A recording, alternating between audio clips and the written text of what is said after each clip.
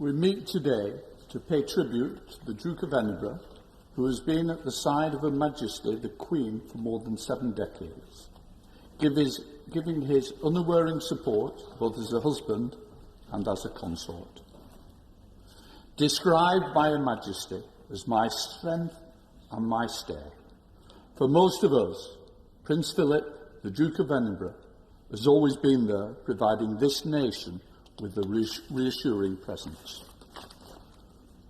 Whether it's with such dignity attending the formal occasions, when the Queen attended Parliament for the state opening, or for visiting different places within the UK, or an overseas country, his support and loyalty was always clearly displayed.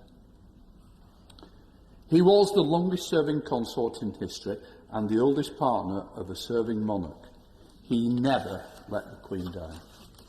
His passing also marks the end of an era as one of the last surviving heroes of the Second World War, serving as an officer in the Royal Navy with distinction and heavily decorated for his bravery and long service. A qualified pilot, he gained his helicopter wings, became Admiral of the Fleet for over 50 years. He helped to design the Royal Yacht Britannia. He visited troops in Iraq and travelled with the Queen throughout the Commonwealth and overseas territories, and only stepped down from official royal duties at the age of 96. Outspoken with a great sense of humour, he wasn't afraid of talking openly about issues that were close to him. He will be remembered for his loyal devotion to service and his leadership of hundreds of causes close to his heart. Perhaps his finest achievement was the Duke of Edinburgh's Award, which helped millions of young people around the world to achieve their full potential as team members and future leaders in their chosen field. As a moderniser and public reformer, he was promoted the latest in engineering and design. As a pioneer in World Wildlife Fund, he travelled widely to secure the public interest in the nature and its protection. His sporting interests were wide-ranging. As a sailor, he regularly attended Cowes Week for the regatta. He was a cricket enthusiast and a player. He also took part in horse riding and performed as a top polo player. He was a winner for Britain too at the courage driving, which he took up later in life. In March 2011, the Duke accompanied the Queen to Parliament for the Diamond Jubilee celebrations. I had the pleasure of introducing him to groups of members waiting to greet him. I remember his interest about ties. Members were wearing particularly if it showed a connection with the armed forces.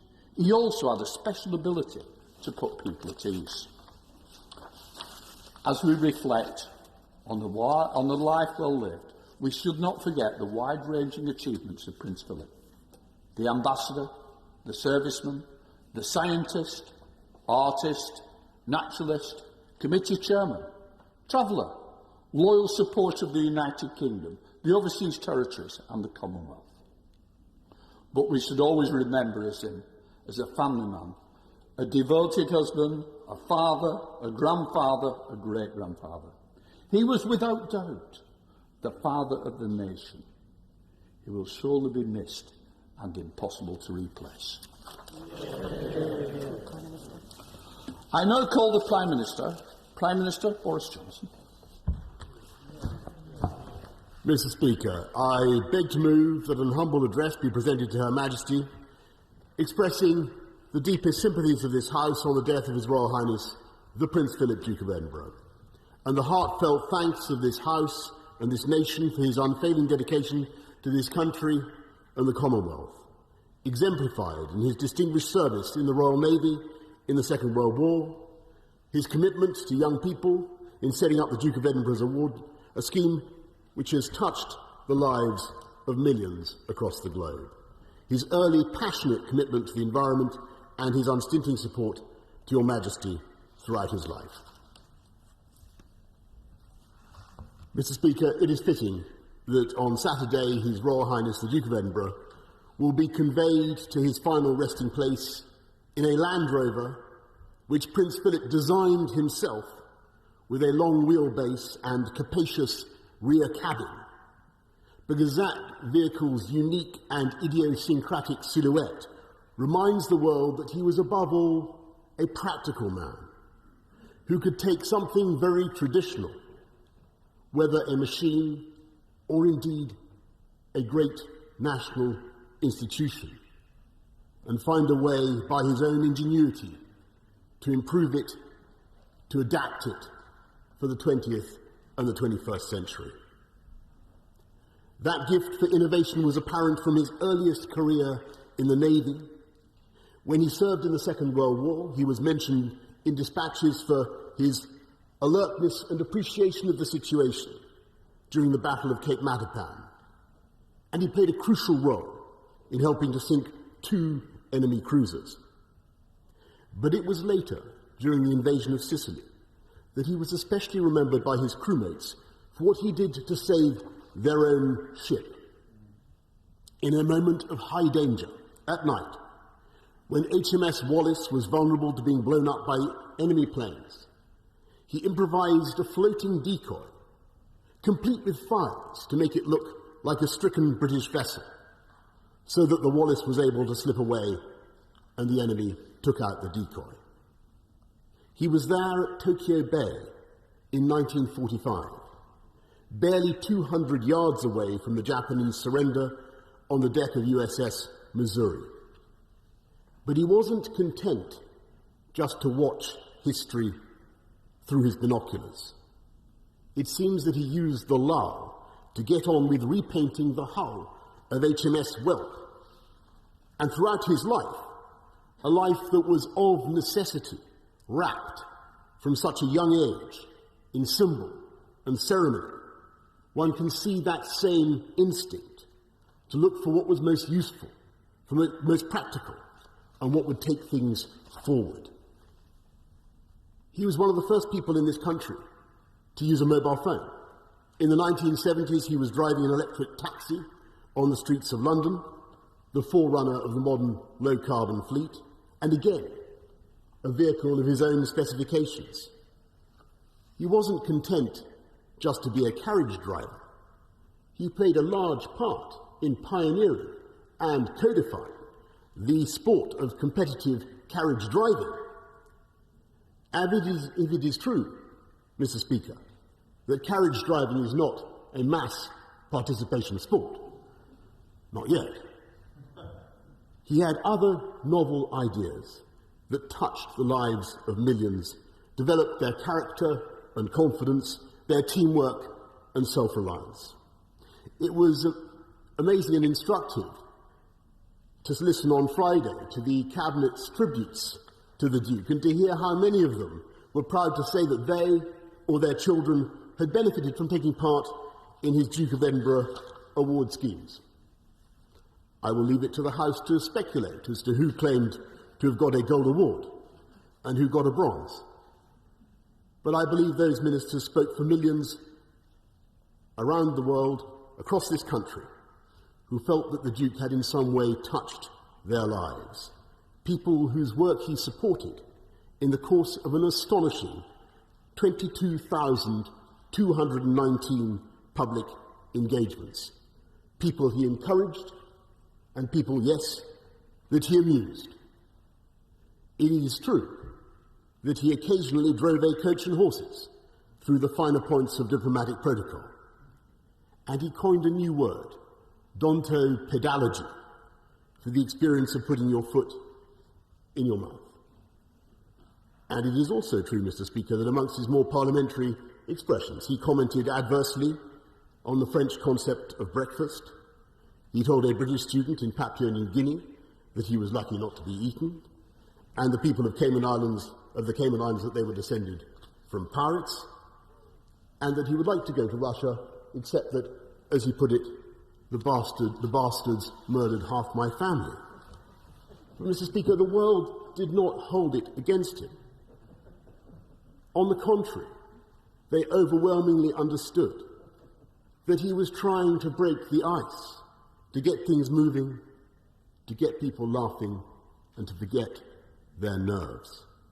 And to this day, there is a community in the Pacific Islands that venerates Prince Philip as a god or a volcano spirit, a conviction that was actually strengthened when the group came to London to have tea with him in person. When he spoke so feelingly about the problems of overpopulation and humanity's relentless incursion on the natural world and the consequent destruction of habitat and species, he contrived to be at once politically incorrect and also ahead of his time.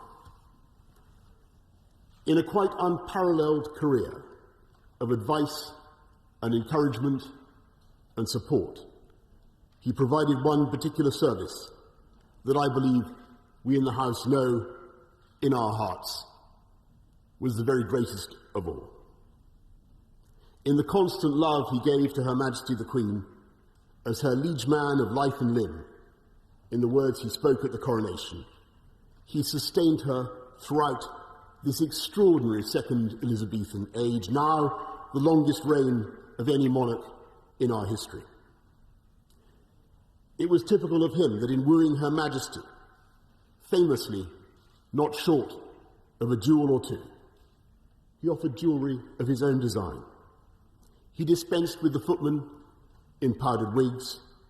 He introduced television cameras, and at family picnics in Balmoral he would barbecue the sausages on a large metal contraption that all Prime Ministers must have goggled at for decades, complete with rotisserie and compartments for the sauces, that was, once again, Mr. Speaker, a product of his own invention and creation.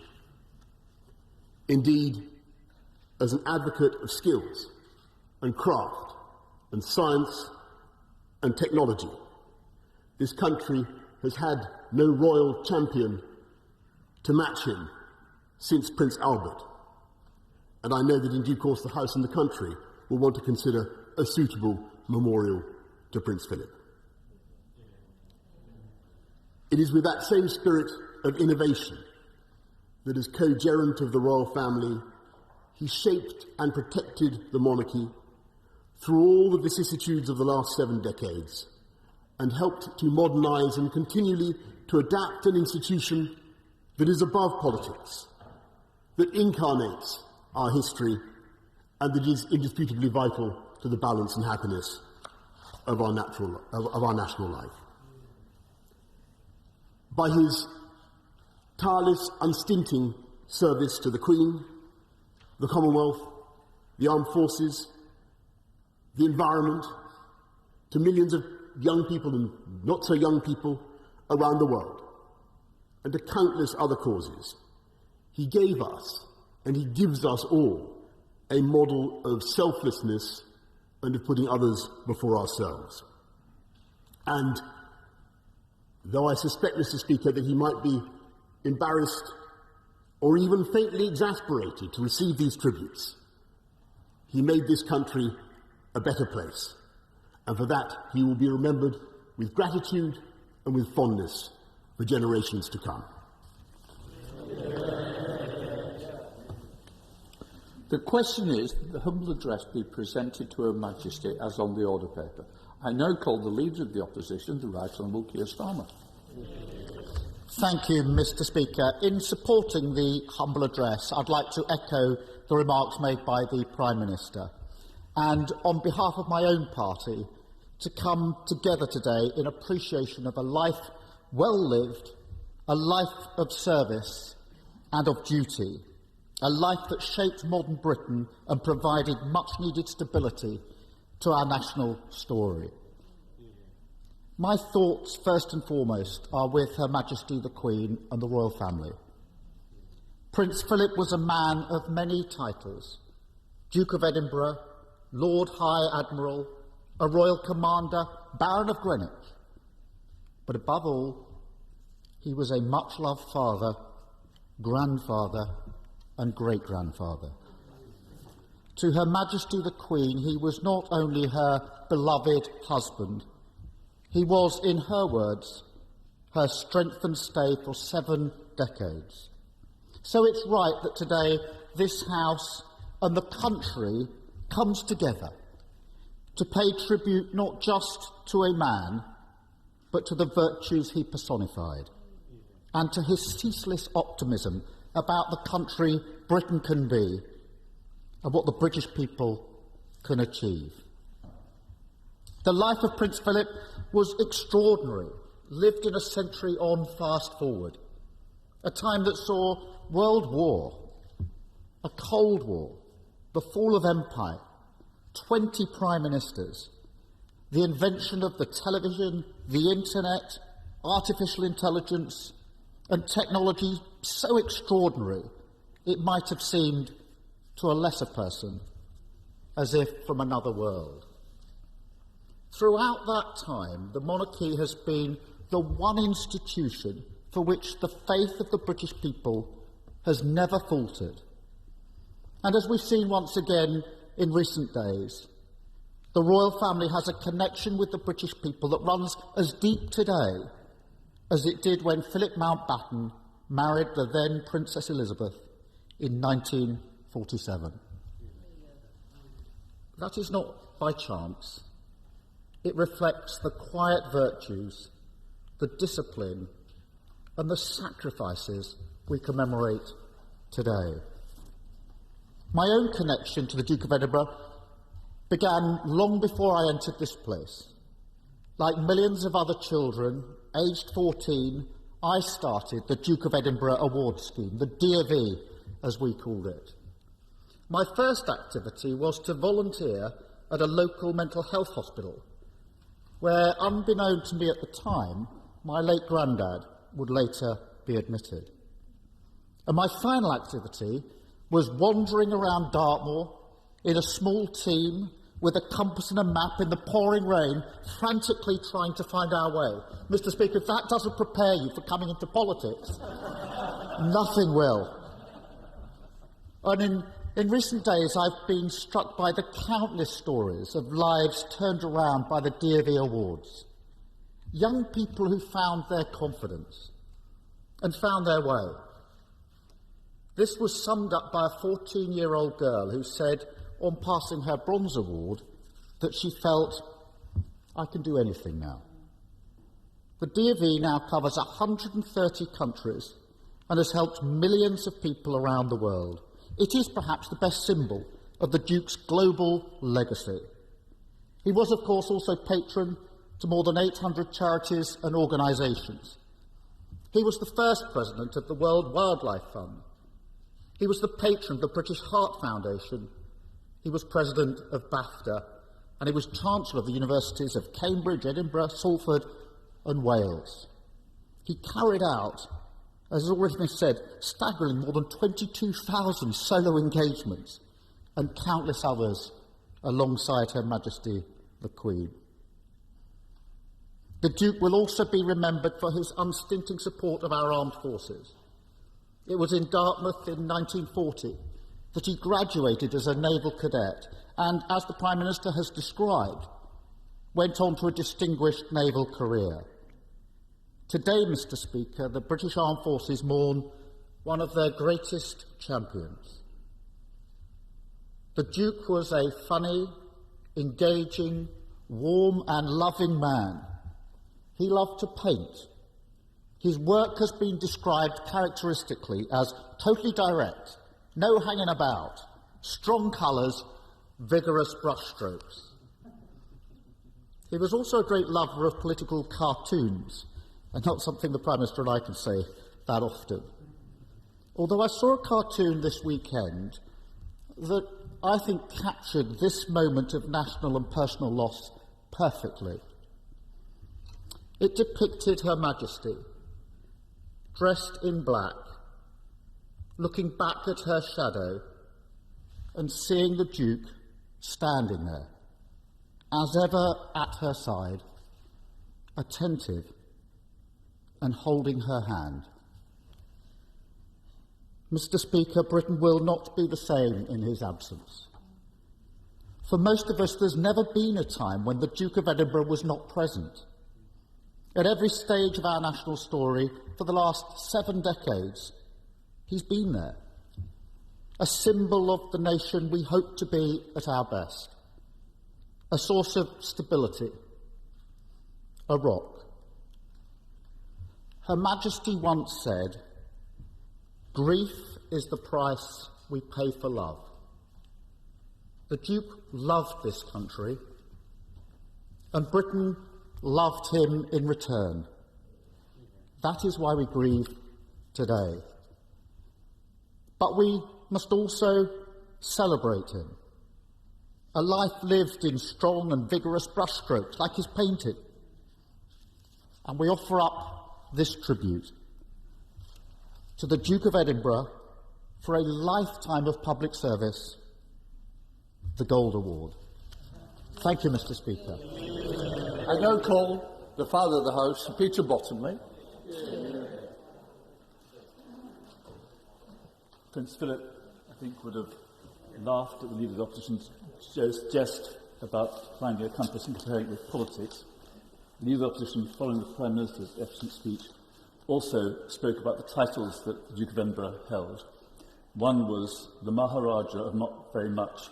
This is a polite translation of a title given to him by Sir Reggie Bennett MP, when at the Thursday Club, Prince Philip volunteered to join the Imperial Puna Yacht Club.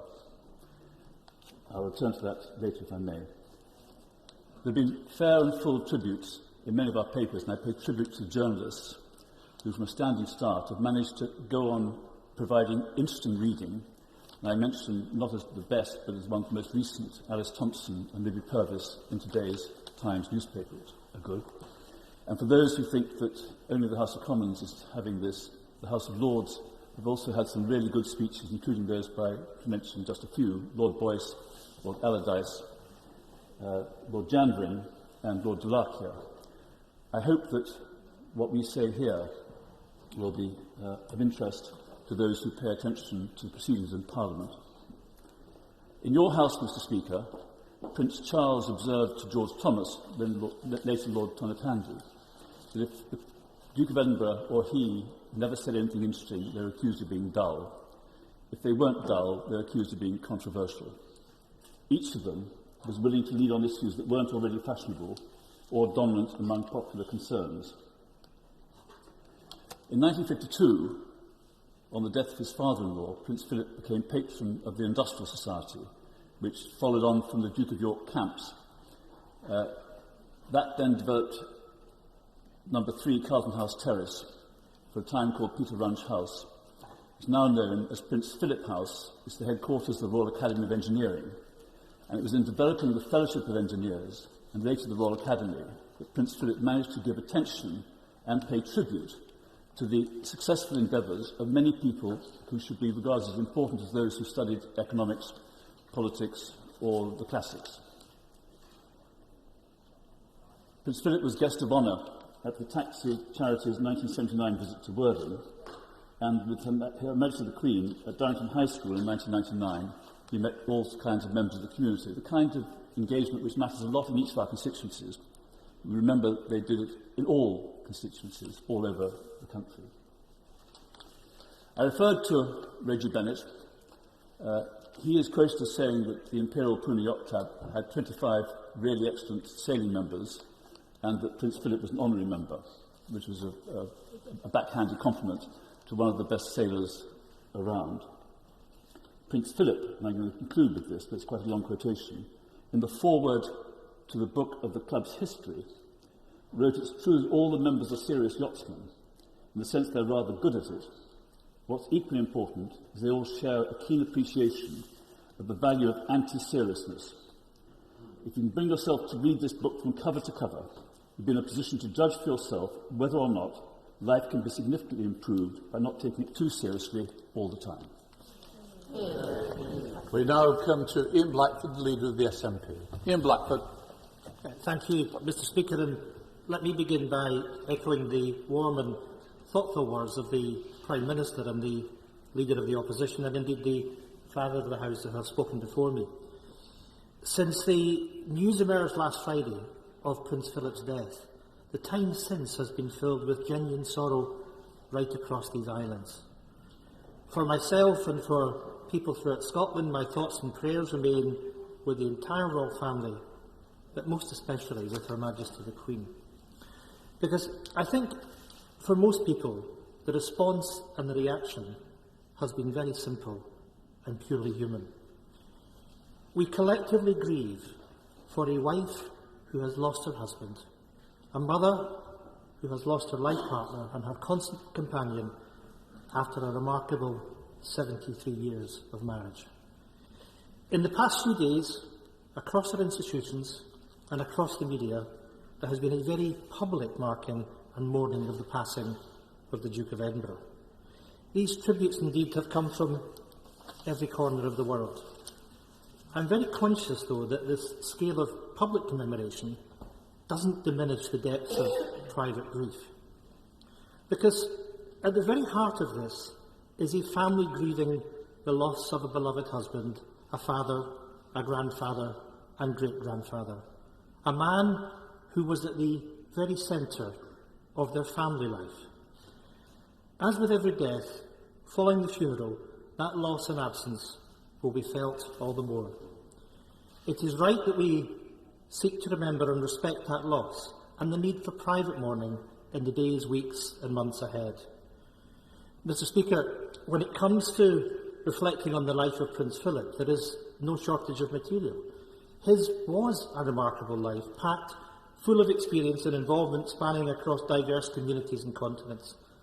That life and those experiences were made possible by probably his most defining trait, a devotion to duty. Already today in this chamber and across the airways for the past few days, there have been great insights into that long life and the period of history in which he had a presence or a part. From military service, promotion of environmental causes, or his patronage of more than 800 organisations, there is a long and lasting legacy to reflect on. It would be impossible to encapsulate all of it in any remarks. Instead, I will focus my remarks on the Duke's deep connection to Scotland. That connection came before and went way beyond a royal title that contained our capital city of Edinburgh.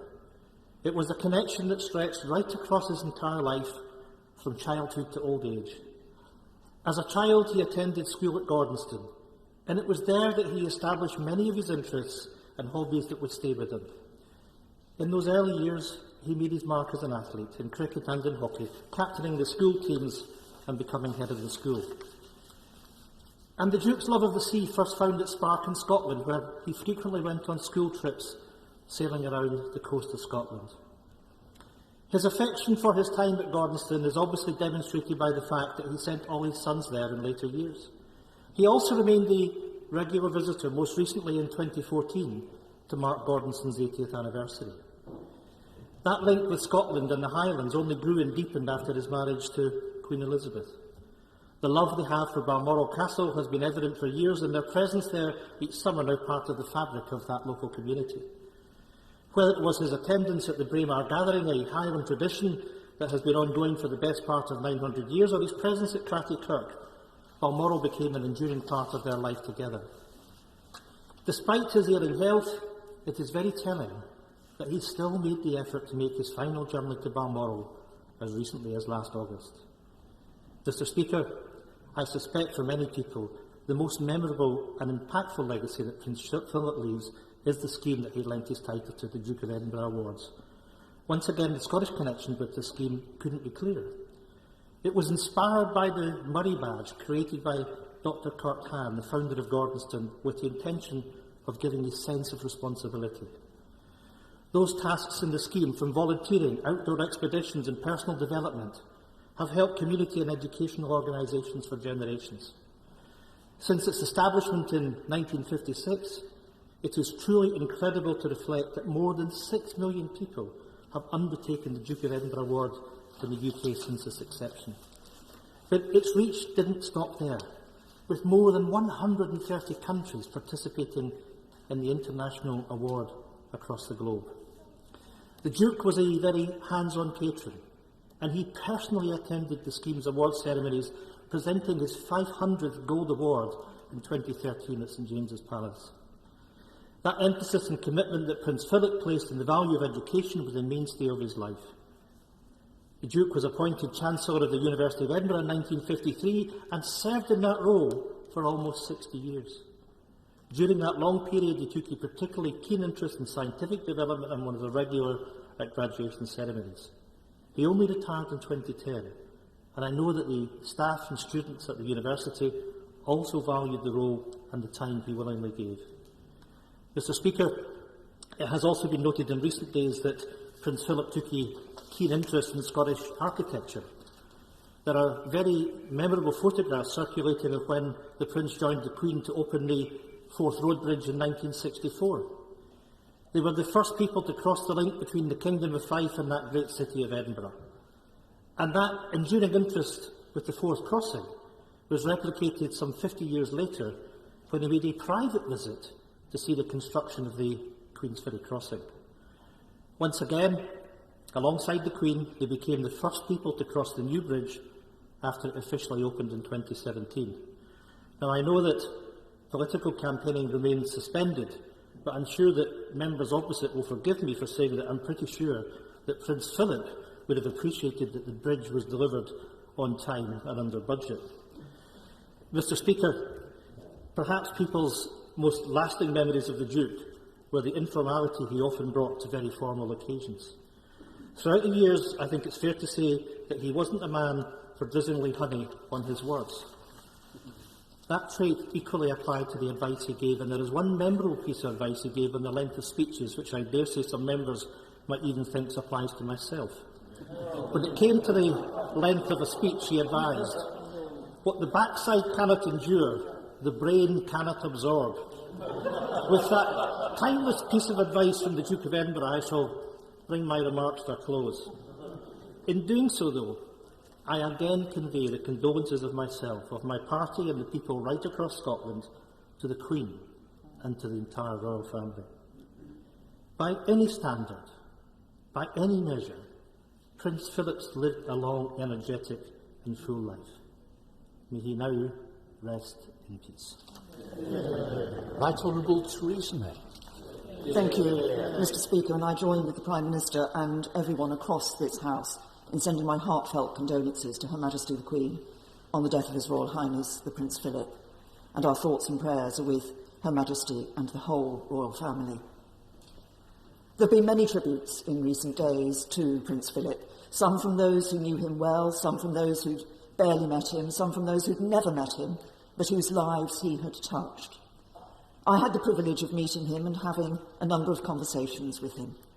He was a truly remarkable man, a man of so many talents. We've heard some of them referred to already today. A distinguished naval officer, an inventor, an innovator, a designer, a painter, a sportsman, and so much else. What always struck me when he spoke, when I was having those conversations with him, was not just the incredible breadth of interests that he had, the wide range of interests he had, but the depth of knowledge that he had in each of those interests. He didn't just dip into a subject. He didn't pick something up because it was fashionable.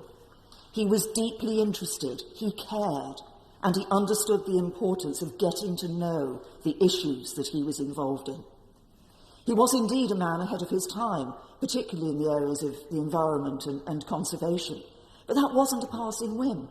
He deeply loved the natural world. He understood nature, and he was passionate about wanting future generations to be able to enjoy and benefit from the natural world too. And I remember on my first visit as Prime Minister to Balmoral that Prince Philip drove myself and my husband around the estate and talked to us about the estate. It was as if he knew every single inch of it. He talked about the ancient Caledonian forest, about the birds, many of them protected, about the animals, about the plants on the estate, about the changes he'd seen over the years, and about what was needed in order to ensure that this environment could be protected and could be enjoyed by future generations. He was indeed a man ahead of his time. He showed again his deep knowledge, but he was also an immensely practical person. And he was a man of high standards. That did indeed come through his attention to detail in the cooking of the meat at the Balmoral barbecues. But I also remember an event which was hosted by the then Mayor of the Royal Borough of Windsor and Maidenhead. It was a black tie event. Prince Philip was coming down from Windsor Castle for probably no more than half an hour. Now, some people would have said, well, you'll have to take me as you find me. I'll just turn up and I'm there and that's it. But he didn't. He dressed immaculately in black tie. He took the time and trouble because he had high standards, but also because he respected the event and the people who were there, and he wanted them to be at their ease. Now, I've mentioned Balmoral, and I remember my last stay at Balmoral. My husband and I, as everybody knows, enjoy walking, and we were able to do some walks there. And Prince Philip very kindly suggested a particular walk to us. So we were very grateful for this suggestion, and we set off. When we got back to the castle several hours later, we were told that Prince Philip did indeed enjoy this walk, but he normally drove round it in a car. I'm not sure if it was a test, and if it was, if we passed it, but I also remember on my last visit, when I went to say my farewell, and initially we couldn't find Prince Philip, and eventually I caught up with him. He was watching the cricket. How I would have loved to have stayed watching the cricket with him. Now, I, of course, am a Berkshire MP, and in Berkshire we feel a particular connection with the royal family, and Prince Philip set up the Prince Philip Trust Fund, which provides grants to individuals and causes in the Royal Borough of Windsor and Maidenhead. And many of my constituents will have benefited from funding from that particular trust fund. And among the causes it focuses on are young people. And this is reflected, as others have said already, in the Duke of Edinburgh's awards. It is one of his particular legacies that he had this passion for enabling young people to find themselves, to challenge themselves, broaden their horizons, develop new skills, for some life-changing new skills. And millions across the world have much to be grateful to him for. But perhaps the most important aspect of his life was his absolute commitment to supporting Her Majesty the Queen. I know it is in no way comparable, but I know how important it is to have a husband, a partner who is a source of strength and a rock in time of trouble. As a hugely talented person, Prince Philip could have been enormously successful in his own right, but he put his life to ensuring the success of his wife. It was that willingness to put himself second and to serve, to understand the importance of duty and exercise it day in and day out, that will be his true lasting legacy, and which should be an inspiration to us all. And all of us here in the UK and across the Commonwealth have so much to be grateful to him for, and we say thank you. He understood the requirements of responsibility, the demands of duty, and the sacrifices of service. We will never see his like again. May he rest in peace and rise in glory. We now come to Mother of the House, the Right Honourable Harriet Harman. Thank you, Mr. Speaker, and I'm grateful for the opportunity to add my tribute to the powerful speeches that have already been made to celebrate the life and role of the Duke of Edinburgh. For more than 70 years, he was at the heart of the royal family, that most historic and traditional of British institutions. Yet, as has been said, in many ways, he was ahead of his time. He was ahead of his time on the environment. This year, the UK will host the 26th UN Climate Change Conference amidst the recognition here and globally of its importance. Yet more than 5 decades ago, Prince Philip was urging us with clarity and foresight to understand how all living creatures on this planet are interdependent. Views which were so much ahead of their time that they were met by some with derision. He was ahead of his time on young people with the Duke of Edinburgh award scheme, recognising the interconnection of physical and mental well-being as a route for young people to develop their full potential. And one of the many success stories of the Duke of Edinburgh Awards is the work that goes on at the Westminster House Youth Club in my constituency of Camberwell and Peckham. They get more black and minority ethnic young people through the awards than almost anyone else. Many of their young people have had a difficult start in life or have not thrived at school, and yet through the Duke of Edinburgh Awards find a route through to self-confidence and to success. And he was ahead of his time as a husband. One of the remarkable things about Prince Philip is that he chose, in his marriage, to put himself second and make his central role in life to support his wife in her role as the Queen. He sought never to eclipse her, only to support her. Now, way back, halfway through the last century, that was profoundly countercultural. The expectation was that to be a man was to be the head of the family, and that particularly when it comes to the public domain, it's the man who will play the leading role and the wife who will support him. And if that sadly still remains largely true today, how much more of an iron rule that was 70 years ago. So his decision to give up what would have been a glittering career in the Navy and make his duty to support his wife in her role took him into uncharted territory and left him exposed. For if he was not the head of the family, what did that make him? There was no reassuring recognition that he was no less of a man for what he did in putting her first and putting himself second. Of course, Mr. Speaker, it takes a remarkable man to be a leader, but it takes an even more remarkable man to support a woman leader, and that's what Prince Philip did.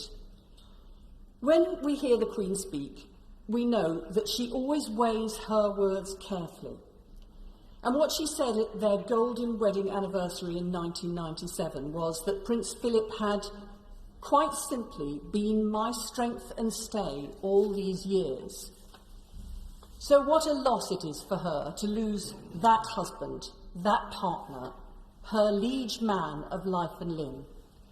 We're rightly paying tribute to his work on the environment, for young people, our armed forces, and much else besides. He did his work, but above all, he enabled the Queen to do hers, and for that he deserves our recognition and gratitude. He served this country by serving his Queen. Sir Roger again. Mr. Speaker, I'm very grateful indeed to have this opportunity to place on the record, on behalf of my constituency in North Thanet, the huge appreciation that we all share for the life and the service of His Royal Highness, the Prince Philip, Duke of Edinburgh. And we'd also like, Mr. Speaker, to place on the record our condolences to Her Majesty the Queen and to all of the royal family, about which much has already been said. But the bottom line on this is that we are talking about a father and a grandfather and a great-grandfather, and most of all, of a devoted husband. It is inevitable on these occasions that there will be a degree of repetition. But I would like to come back to the award scheme to which the Duke of Edinburgh gave his name. At the weekend, I spoke with David Walker. David Walker, for 30 years, was the chairman of the Thanet award scheme. He received his Gold Award in 1966 at Holyrood from the Duke of Edinburgh himself. I also spoke with Stephen Dyke from East Kent. Stephen received his award this year, his Gold Award this year, by post, inevitably because of the circumstances that we face. And I said to Stephen, "Weren't you disappointed?" He said, "No. It didn't matter who gave it to me. What mattered was the achievement, the fact that I'd won the award." David and Stephen, generations apart, echo the thoughts and the sentiments of so many of my young constituents and those that colleagues in this House represent, who have been through the bronze, the silver and the gold. And to a man and a woman will all say, "It has changed my life." And Stephen said to me, "There is nothing that I feel that I now cannot achieve." I believe that we in this House owe it to the memory of the Duke of Edinburgh, who gave his name to the scheme, to ensure that it is not allowed to wither on the vine, but that it goes forward and prospers and moves from strength to strength. Yeah. It's already been said that the Duke of Edinburgh was way ahead of his time in his concern for wildlife and habitat. And that is absolutely true, and those of us, and there are many in this House on both sides, who take a keen interest in these issues. Now, I only wish we'd all been listening to him 50 years ago, because we might not then, now, be where we are. Mr. Speaker, you mentioned in your opening remarks the Duke's interest in ties. My wife reminded me at the weekend that when I was being introduced, his only comment was, "That's a very loud tie." And colleagues who know the tie of the Wooden Spoon Society will understand that he was absolutely right. I'd also like finally to place on record the thanks of the Parliament and Armed Forces Scheme for the very considerable interest that Prince Philip has taken in their work. And it was not so very long ago, Mr. Speaker, that you will remember that he found the time in your state apartments to make presentations to graduates of the scheme with typically robust language. He reminded us that provision for the future defence of the realm lies in our hands. My right honourable friend, the Prime Minister, said he hoped that we would think of a fitting commemoration of this life. I can think of no finer tribute than naming the new royal yacht, the Duke of Edinburgh. Yeah. Ed David. Mr. Speaker, Princess Anne said yesterday, "You know it's going to happen, but you're never really ready." This is a truth shared by so many grieving families. Most people know that their loved one is near the end of their life because they're old or very sick. But that doesn't mean that you can avoid the tidal wave of grief, that moment of finality. This year, than most others, so many families have faced this moment. So I'm sure the Princess Royal speaks not just for the Queen and the royal family, but for the whole country. You're never really ready. But, Mr. Speaker, as people grieve, we can also say thank you. Thank you to one of Britain's greatest public servants of the last 100 years. As other party leaders have said, Prince Philip has been a rock in the life of our nation since his betrothal to our Queen, then the young Princess Elisabeth. And above all, he has always been her rock. After 73 years of marriage, it will be our Queen who feels this loss far greater than anyone else. If anyone says that bereavement is easier when a loved one has lived a long life, I have to say that's not my experience. So, Ma'am, our hearts go out to you. Thankfully, there are so many wonderful memories to comfort the Queen and the nation. We've already heard of many of the Duke's contributions to our public life. I would mention his role as President of the Royal Society of Arts, Manufacture and Commerce for nearly 59 years. And it was there that he helped lead the major wave of British and global environmentalism and conservation, and where his commitment to British industry and design was remarkable. As the Prime Minister said, it is fitting that his coffin will be carried in a specially adapted Land Rover he himself designed. I only spoke to the Prince briefly on 2 occasions many years ago. Once when he came to my school, and once when I went to his palace at St James's, as one of the millions of young people lucky enough to have taken part in the Duke of Edinburgh's award scheme. To be at the palace that day, I'd hiked round Kinder Scout camped in Snowdonia, and got lost in the Cheviots. For the Gold Award, amongst much else, one has to learn a new skill. And when the Duke came to my group, he asked us what new skill we'd learnt. I told him proudly I had learnt to drive. So the Duke asked, with 4 or 6 horses? He pretended to be surprised when I said, no, sir, a car. I've spoken to several people for my words today. Lady Ashdown, Jane, kindly shared her late great husband's experience of the Duke. As a former Royal Marine, Paddy bonded well with the longest ever serving Captain General of the Royal Marines. The Duke said no other politician had ever laid a wreath on Remembrance Sunday as well as Paddy did, with his Royal Marine heel click. Paddy also wrote in his memoirs about a state banquet for the King of Malaysia. After dinner, the Duke was touring the room and came to speak to Paddy. Well briefed as always, he asked Paddy why he had learnt Malay. Paddy writes, I told him I'd been in the Commander Brigade in Singapore as a bachelor and had discovered that in Malay there was one word which meant, let's take off our clothes and tell dirty stories. So how could I resist learning Malay?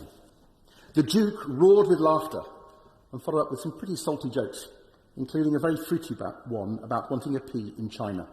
Much giggling. And a state banquet also features an anecdote from the former Deputy Prime Minister, Nick Clegg. He recalls how he went to a state banquet for the Spanish King, not in his own right, but as the husband of Miriam González Dorantes. At the reception, Nick explained to the Duke he was merely accompanying Miriam. The Duke replied, I know the feeling. There can be no doubt, for the Queen has said it herself, he was far more than a companion. He was a man who should be celebrated in his own right, for his courage, so evident in his war record, for his foresight, so marvellous in the championing of young people across the world, and in his determination to show real leadership on the environment. He was not, as he described himself, a discredited Balkan prince of no particular merit or distinction. He was special. A man who brought all his amazing European ancestry to the service of our country. Britain's special monarchy has been made more special thanks to Prince Philip. And as we thank him for his unique service, let us thank him above all for the wisdom, counsel, friendship and love he gave to our Queen. Sir Ian Duncan.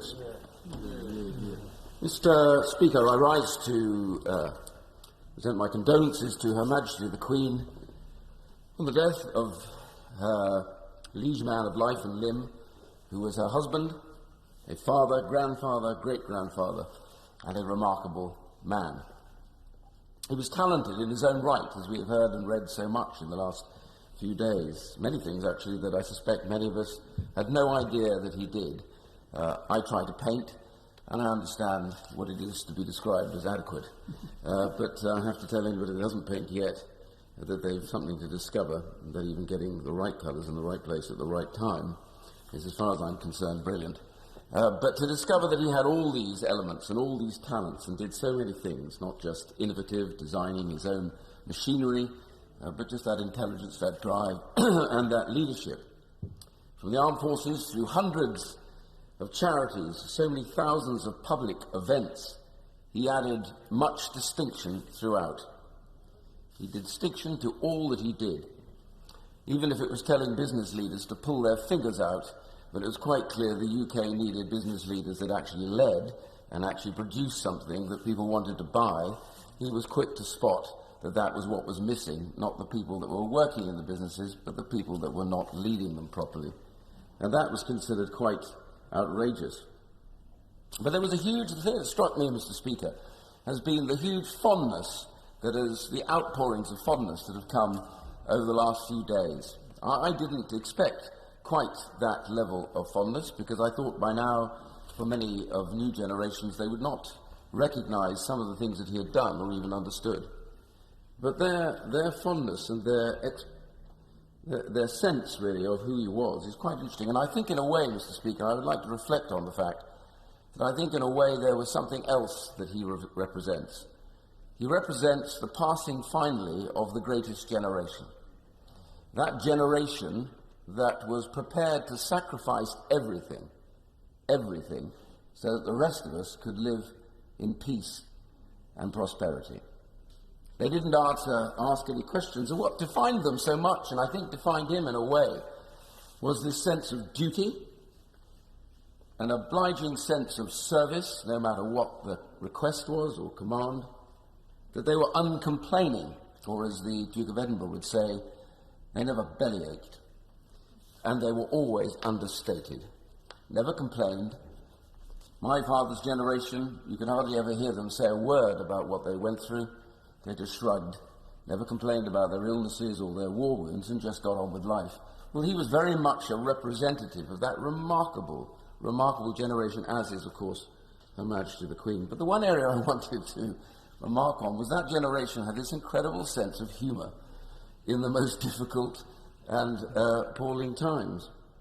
And I hope my right honourable friend, the Secretary of State for Health, doesn't mind if I relate one particular story, so typical of His Royal Highness, was that we were in the receiving line for civil service awards, and I was standing but one or two away from my right honourable friend, when the Duke of Edinburgh arrived. Now, Her Majesty the Queen went through very calmly and quietly and shook everyone's hands and said a few words to them and moved on.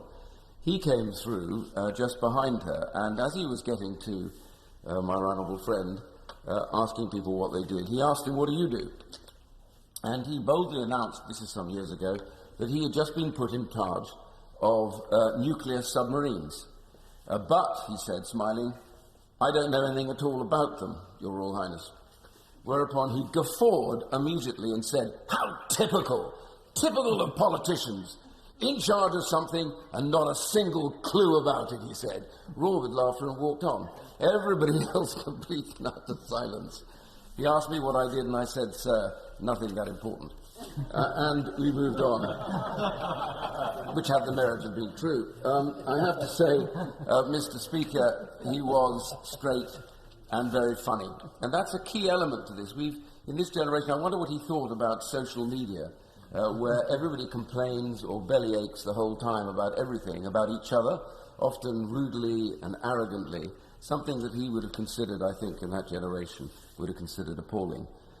If you have nothing good to say about someone, then the old rule was, then don't say it. Of course, this will fly over our heads here, I suspect, quite happily. Can I therefore end, Mr. Speaker, by simply saying that the one thing, though, I think we must all remember is that here was a man with a glittering potential career who chose, because of love, to take a pace behind the woman he loved and serve her. And by serving her, he served his country with distinction. Nothing else needed to be said. His departure is a loss for us all. But in the fact that we have such a great monarch, the reality is because we had a great man beside her. And for that, Mr. Speaker, I give thanks. We're now going to our first virtual with Chris Grayling. Thank you, Mr. Speaker. We've heard a series of fulsome tributes to the Duke of Edinburgh this afternoon, and much has already been said about his extraordinary life and contribution to this country. But as someone who had the honour of serving as Lord Chancellor and then Lord President of the Council over a 4-year period, I particularly wanted to say a few words on this very sad occasion, and in particular to convey my deep condolences to Her Majesty the Queen and to the whole of the royal family. I think, listening to the debate this afternoon, few would disagree that the reign of Her Majesty Queen Elizabeth II has been the most distinguished in the history of the monarchy in this country. She's not just a much-loved figurehead for our nation. She's respected around the world. She continues to be a remarkable figure as head of state of this country and many other countries around the Commonwealth, and of course as head of the Commonwealth itself. But it's absolutely not, in my view, an exaggeration to say that she could not have done everything that she has without the tireless support of the Duke of Edinburgh through the nearly 70 years of her reign. Through all of those years, he's been at her side and helped her give the country the leadership that's been so valuable to us all. And as my right honourable friend, the member for Chingford Woodford Green, has just said, that duty came with personal sacrifice. He was a very distinguished defender of this country in the Second World War. He did some extraordinary things during that conflict. But then he gave up a promising career and the potential for high rank, possibly the highest rank in the Navy, to follow her in her role both here and abroad. And he did so with a sense of service to this country that few could match. And that sense of duty ran well after most people had long retired. I remember him taking the time to visit my constituency to open a new building when he was in his 80s. And as he strode around the building, and he did stride around the building, I remember remarking to his equerry how impressive and extraordinary it was that he was still doing so much for the country at that age. He's a lesson to us all, was the reply, and indeed he was. And of course that visit was nearly 20 years ago, and for most of the years since then, he just carried on with the same work he'd been doing for most of his lifetime, only retiring at the age of 96. Mr. Speaker, I don't suppose many of us will be able to match that. And away from public duties, he was a charming and engaging man. I remember as a cabinet minister attending a dinner at one of the livery companies as their guest for the evening, being a little surprised to find the Duke around the table as well, clearly outranking me. And it turned out he wasn't a guest at all, but actually he was one of the members and a regular attender at the dinners there. And he was lively, great company as well. Not, of course, to mention that well-known and sharpest of wit. For me, Mr. Speaker, the Queen and the Duke of Edinburgh have been a national team for the United Kingdom for as long as I can remember, and it is going to be very strange without him. So this is a very sad time for our country. We've lost somebody who's been a central part of our national life for most of our lifetimes. But for the royal family, this is much more. They've lost a husband, a father, a grandfather, a great-grandfather. And so my simple final message today is to Her Majesty the Queen and to her family. What I want to say is this, and I imagine, Mr. Speaker, it's on behalf of all of us in this House. We all feel deep sorrow about your loss. We're all thinking of you, and we're all sending you our best wishes on what is really a sad occasion for our whole country. Sir Geoffrey Donaldson.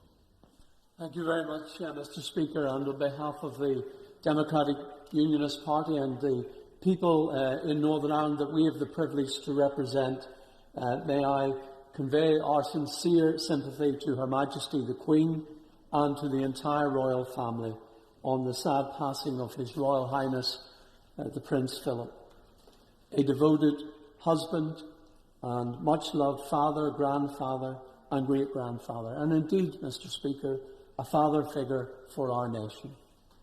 We uphold them all at this time in our prayers. During his lifetime, the Prince made over 50 visits to Northern Ireland, and on many of these occasions he stayed at Windsor Castle in my constituency. Of course, this is the home of the royal family in our part of the United Kingdom, and the royal family is always welcome in Hillsborough. And the people of the village and their neighbours throughout and across the Lagan Valley constituency share in our sense of loss at this time. Prince Philip was very fond of Hillsborough, and especially the beautiful gardens of Hillsborough Castle. His memory will live long within our local community and those who had the privilege to meet him. Mr. Speaker, Ulster people prefer plain speaking. And in Prince Philip they found someone, a man, who was reassuring in his honesty and in his passion for ensuring that our young people in particular had the best opportunity to enjoy a meaningful and purposeful life. He recognised that when you invest in young people, you invest in the future. And the Duke of Edinburgh's award scheme has been referred to by the Prime Minister and by many colleagues across the House. In Northern Ireland, young people from right across the community, from all parts of that community, took part in the Duke of Edinburgh's award scheme. And I know that he took great pride in the fact that the young people in that scheme came from all kinds of backgrounds in Northern Ireland. Indeed, Mr. Speaker, in the last year alone, over 6,000 young people in Northern Ireland have started their programme in the Duke of Edinburgh's award scheme, and over 3,000 have completed their awards. Many young lives shaped and influenced by that scheme, by the attributes that the Duke inculcated into the scheme. Young people who in Northern Ireland are the leaders of the future. And we thank His Royal Highness for his investment in their future. Mr. Speaker, we also salute the Duke's service to our country, his service with and support for our armed forces. He served with courage and distinction and was an inspiration to many, not least our veterans, with whom he identified so closely. In her annual message, Her Majesty the Queen refers often to the importance of her Christian faith in dealing with the challenges that all of us face in life. And losing a loved one is one of the greatest challenges. Mr. Speaker, it is our prayer that in these days of mourning and in the times ahead, Her Majesty and indeed the royal family as a whole will be able to draw upon this deep well of faith, and that it will bring comfort and sustain them, and especially Her Majesty as she continues her journey of service to this nation of the United Kingdom of Great Britain and Northern Ireland, and to the Commonwealth of Nations and to the overseas territories. She will continue that journey without the support of her much-loved companion, Prince Philip. As a nation, we will miss him. In Northern Ireland, we salute his memory. We now go virtually to Andrew Slew. Andrew. As we meet to pay our respect to His Royal Highness Prince Philip, the Duke of Edinburgh, our thoughts and prayers are with Her Majesty the Queen, her children, grandchildren and great-grandchildren who are experiencing such a profound loss from one of the twin pillars of their family's life. But it is a loss for all of us as well. The Duke of York put it well over the weekend when he said, "We have lost the grandfather of the nation." My brother said to me over the weekend, "I will miss Prince Philip a lot. I have grown up with him. He has always been the quiet, strong presence at the Queen's side, and I think that feeling is very widely shared." Although born into a life of privilege and later living such a life, we must remember that he arrived on our shores as a homeless refugee, and in the proud tradition of these islands, we gave him welcome, and he repaid that welcome 1,000 times over with a life of unstinting service to our country, the Commonwealth, and the world. He was a man of many interests, but he will be remembered principally for the Duke of Edinburgh's award scheme. And I noted the comments of one young man last Friday who said that had it not been for the award scheme, he suspected he would have ended up in prison. And like so many families, my own children benefited from the scheme, which I'm sure will continue to go from strength to strength, a living memorial to Prince Philip. His other great interest of conservation and the environment fitted so well with his service to young people. It is, of course, young people who will reap the benefits of a planet and creation that is well cared for, and it is they who will feel most keenly its loss. The Duke was way ahead of his time in realising the profound danger of climate change and biodiversity loss. In terms of being a role model, he showed how men can serve women while being men in their own right.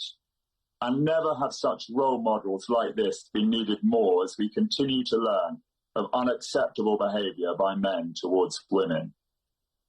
In 2017, he visited my constituency with the Queen to open the Elephant Care Centre at Whipsnade Zoo, and then to open Priory View Independent Living Scheme in Dunstable.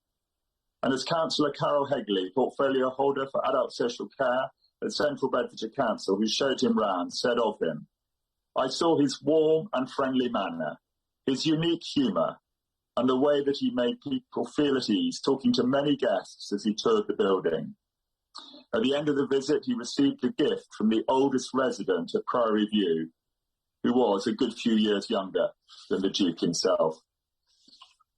As the royal family are united in their grief, I hope they will grow closer together and cherish each other even more, having lost one of their most beloved members.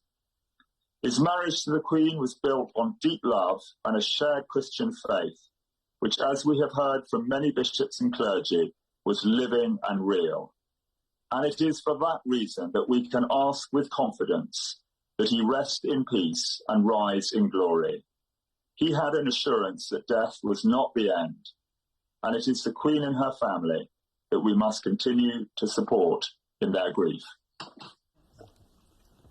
We now go to the Right Honourable Yvette Cooper.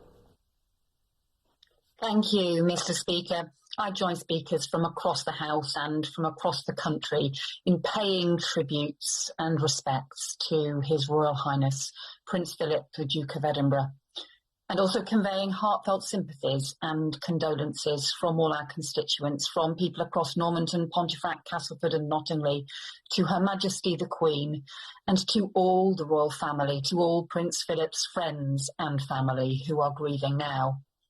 His has been a remarkable life through a remarkable century, as many have said, from royal to refugee to royal once more, a naval officer while the world was at war, a champion of science, industry and the environment in the peace, and always a public servant. And every one of us across the country, whether we had ever met him or not, could not fail to see the steadfast sense of duty, commitment and devotion that he showed to the Queen and also to our country, the marriage and partnership that endured through those 7 remarkable decades. The role of the monarch, even one as well loved and respected as our Queen truly is, can still so easily become a lonely one. And yet, for so many decades, Prince Philip has provided that steadfast support and devotion and comfort that has supported our Queen, and our country owes him thanks. And the great age in which Prince Philip remarkably kept working well into his 90s is astonishing. Just 6 years ago, already well into his 90s, he came to the opening of West Yorkshire Police's new training centre at Carr Lane in Wakefield and described himself then as the world's most experienced plaque opener. He wasn't wrong. And millions of people will remember him, not for those royal visits, many as they were, but for the adventures he led them through in the Duke of Edinburgh Ward. On a miserable wet Friday evening close to Easter, somewhere in the middle of the 1980s and somewhere in the middle of nowhere, like millions of other teenagers before or since, I climbed out of a school minibus to set off across a muddy field in bucketing rain. And our sleeping bags were soggy by the time we arrived at our campsite, and it poured all night. But the sun shone in the morning and we loved it. And the fact that so many millions of young people across the country and across the generations have done the same thing in the Duke of Edinburgh's name shows how it has stood the strength of time. The expeditions that instilled the teamwork, leadership and resilience, the chance to learn new skills, the encouragement of physical activity, the responsibility to take up volunteering and to do your duty to others, those elements were the things that he himself loved and believed in as ways to build young people's confidence and opportunities. So subsequent governments talked often of and tried to set up versions of national citizen services for young people. But it was the Duke of Edinburgh back in the 1950s who actually set one up that has endured.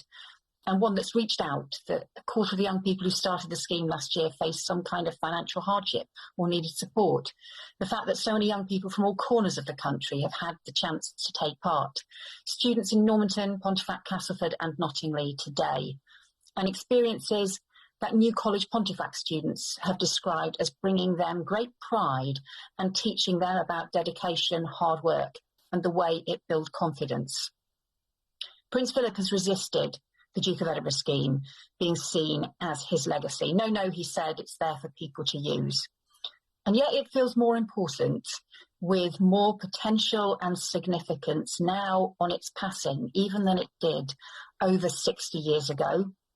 When young people have had such a tough time this year, when they've too often been held back or been stuck inside or been unable to reach out or spread their wings, now is when the Duke of Edinburgh scheme feels more apt than ever.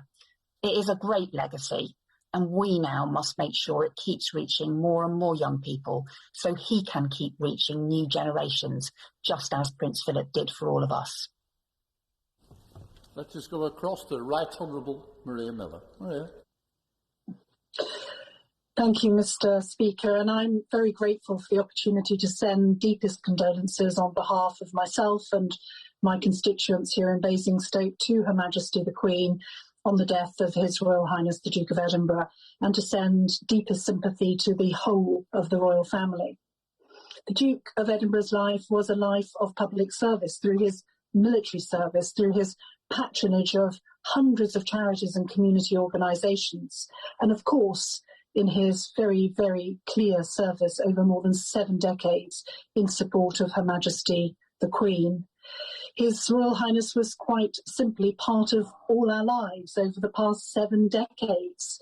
He has been someone who's led by example in his commitment to public service, to our communities, to those hundreds of charities and community organisations. And I think it's that genuine passion and commitment to our country, to our communities and to our charities that are so important to us, that starts to explain the depth of feeling we've seen expressed throughout the United Kingdom following his death on Friday.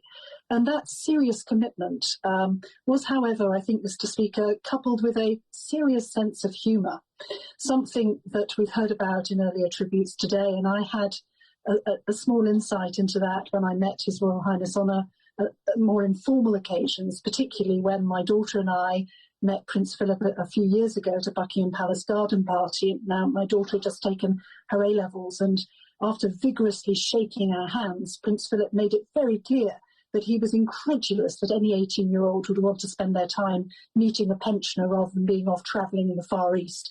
Typically self-deprecating, typically putting everyone at their ease.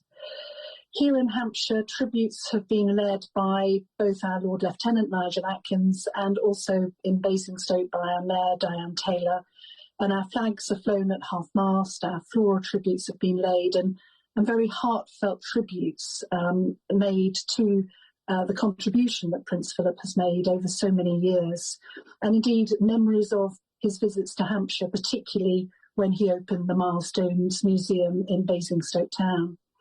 But of course, His Royal Highness will be best remembered for launching the Duke of Edinburgh Awards scheme back in 1956 to help young people develop skills and resilience that they need to succeed in life. And over the last 65 years, more than 6 million young people have completed this award. And I think as we look forward, what better way to commemorate his life and cement that legacy rather than to continue to commit to support an expansion of youth work and extracurricular activities for all young people. And I think particularly following the last year and the effect that the pandemic has had on so many young people. Now, there'll be time for us to develop that thinking more as we look to the future and how the Duke of Edinburgh scheme and other youth organisations can cement that passion and commitment that he had in support of young people. But at this time, I think we need to salute Prince Philip's service to our country. He will be missed, but his legacy will certainly go on. Thank you. Let us go to Right Honourable Liz Saville-Roberts. Liz. Diolch yn fawr iawn, Lefarydd. I wish to speak on behalf of Plaid Cymru in Westminster and to express my party's condolences to the Queen Elizabeth and her family at the death of Prince Philip, and to share their sadness following the death of a husband, a father, a grandfather and a great-grandfather. Sorrow at the close of such constancy and stability resonates across families, communities and nations during this time of great loss. There are many people in Wales who would desire that I convey their sorrow and their sympathy today. Among the Duke of Edinburgh's titles was Earl of Meirionydd, which is now inherited by his eldest son. The Queen wears a wedding band made of gold from the Clogau St David's mine above Bont Ddu, near Dolgella and Meirionydd.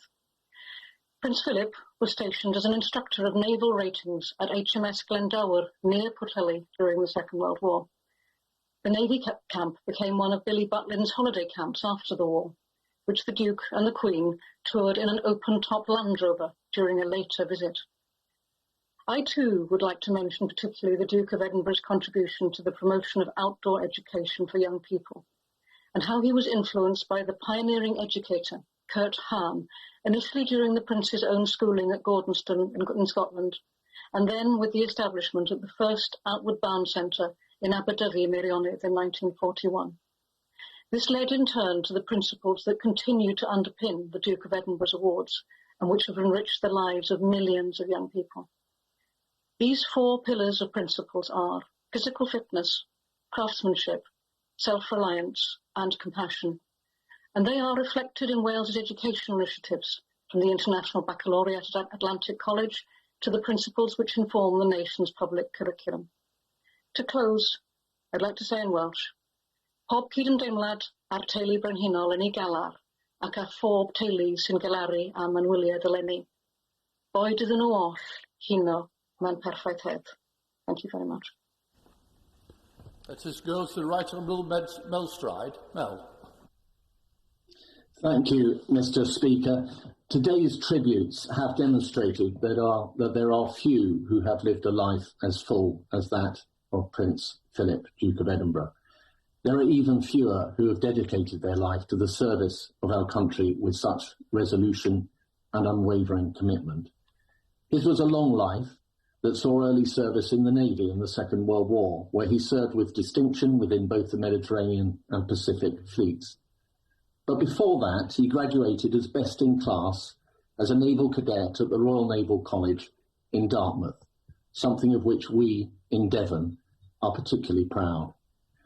There could surely be few as active as he in the support of both community and country. He was a patron, president or member of over 800 organisations, and he made over 22,000 solo engagements during the reign of Her Majesty the Queen.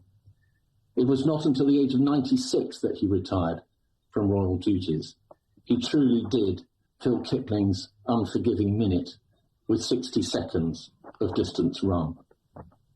He will be especially remembered for championing the environment and, of course, as we have heard, for the Duke of Edinburgh Awards, in which every year hundreds of thousands take part, including many young people in my own constituency, to develop their skills and mature into more confident, capable and caring people, to give them, as he termed it, a sense of responsibility to themselves and their communities. In my constituency, Mr. Speaker, the Duke of Edinburgh Awards are offered at all three of my secondary schools and embraced with vigour, with around 100 students at the Queen Elizabeth School in Crediton alone completing an award in a typical year. And Dartmoor, which lies at the heart of my constituency, has been the beautiful place of challenge where so many people from all over our country and from a huge diversity of backgrounds have embraced the Duke of Edinburgh's dream. And the millions of young people up and down the United Kingdom and across the 140 countries around the world have much to thank him for. He changed lives, and that is a legacy of which to be especially proud. But, Mr. Speaker, above all, our thoughts must be with Her Majesty the Queen and her family. Over 70 years of marriage, the longest-serving British royal consort in our history, a long life as a supportive husband to Queen Elizabeth, now leaves what must be a terribly painful void. Our thoughts are with the Queen and all of her family, and the thoughts of my family, of Michelle, Natasha, Ophelia and Evelyn, are with her too. May the Duke of Edinburgh rest in peace.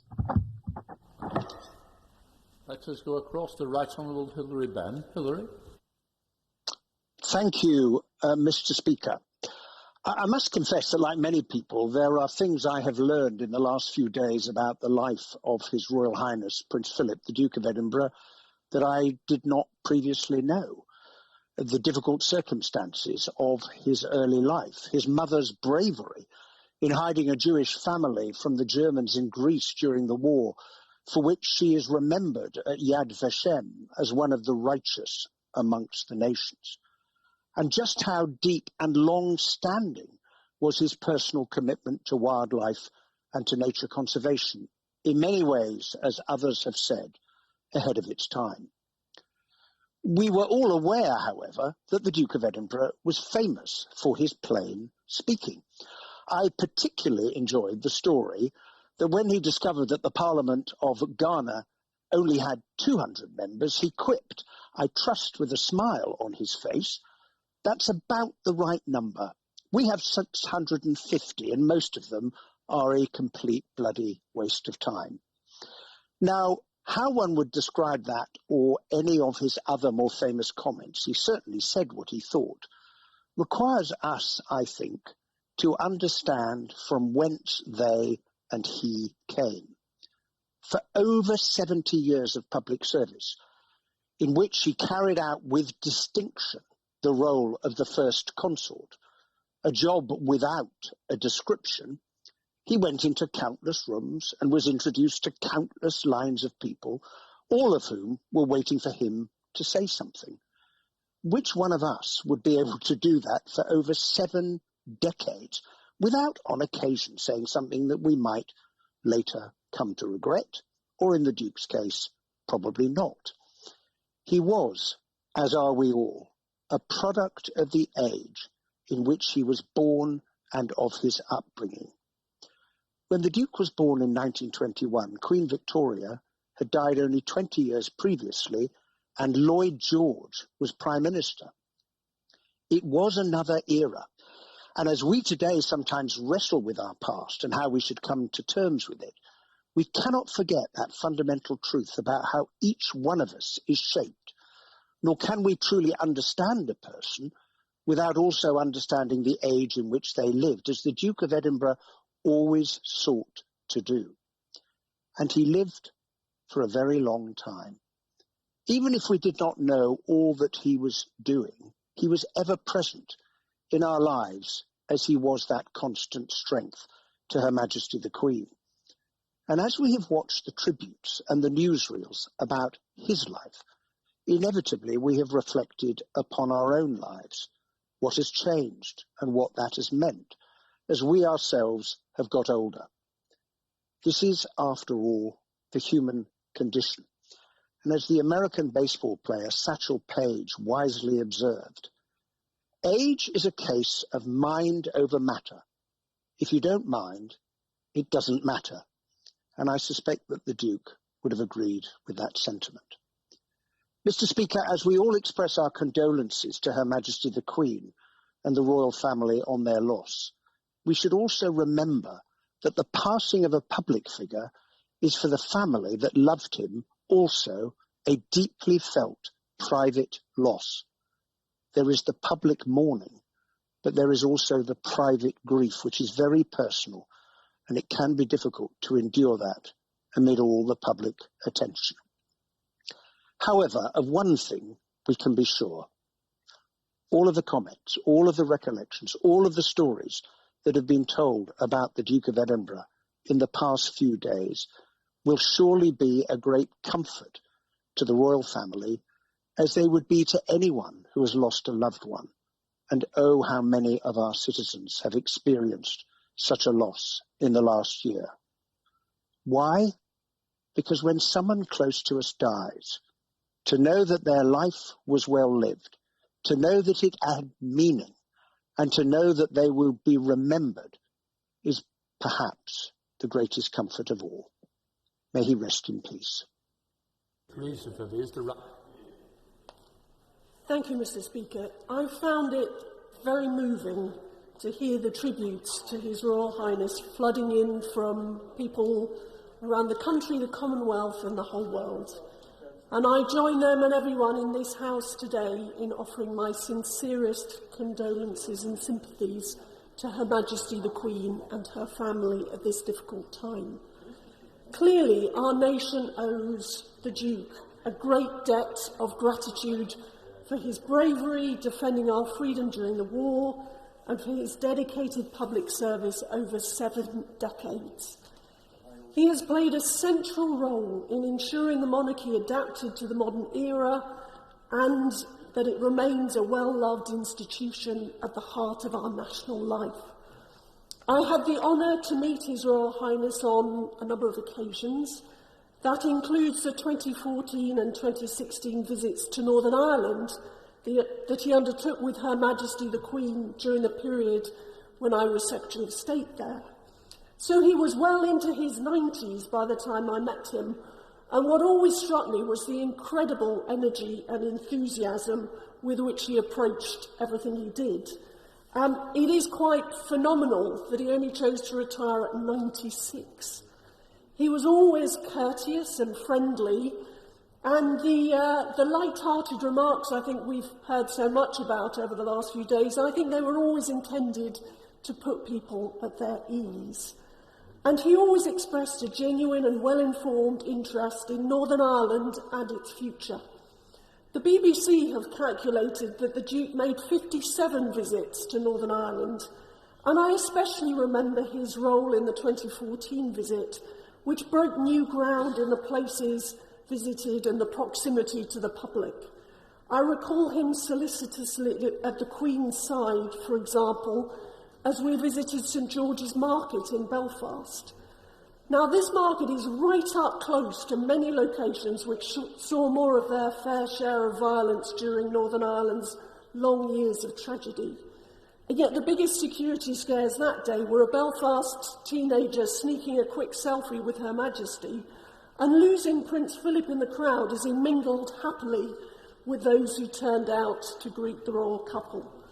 There was clearly never any lack of spontaneity and unpredictability when it came to His Royal Highness the Duke of Edinburgh. And he was, of course, a crucial part of the Queen's historic state visit to Ireland in 2011. He was an individual who suffered deep personal loss at the hands of the IRA when they murdered his uncle, Lord Mountbatten, to whom he was very close. And today, as well as all his many other achievements, we should remember the part the Duke played in reconciliation in Northern Ireland.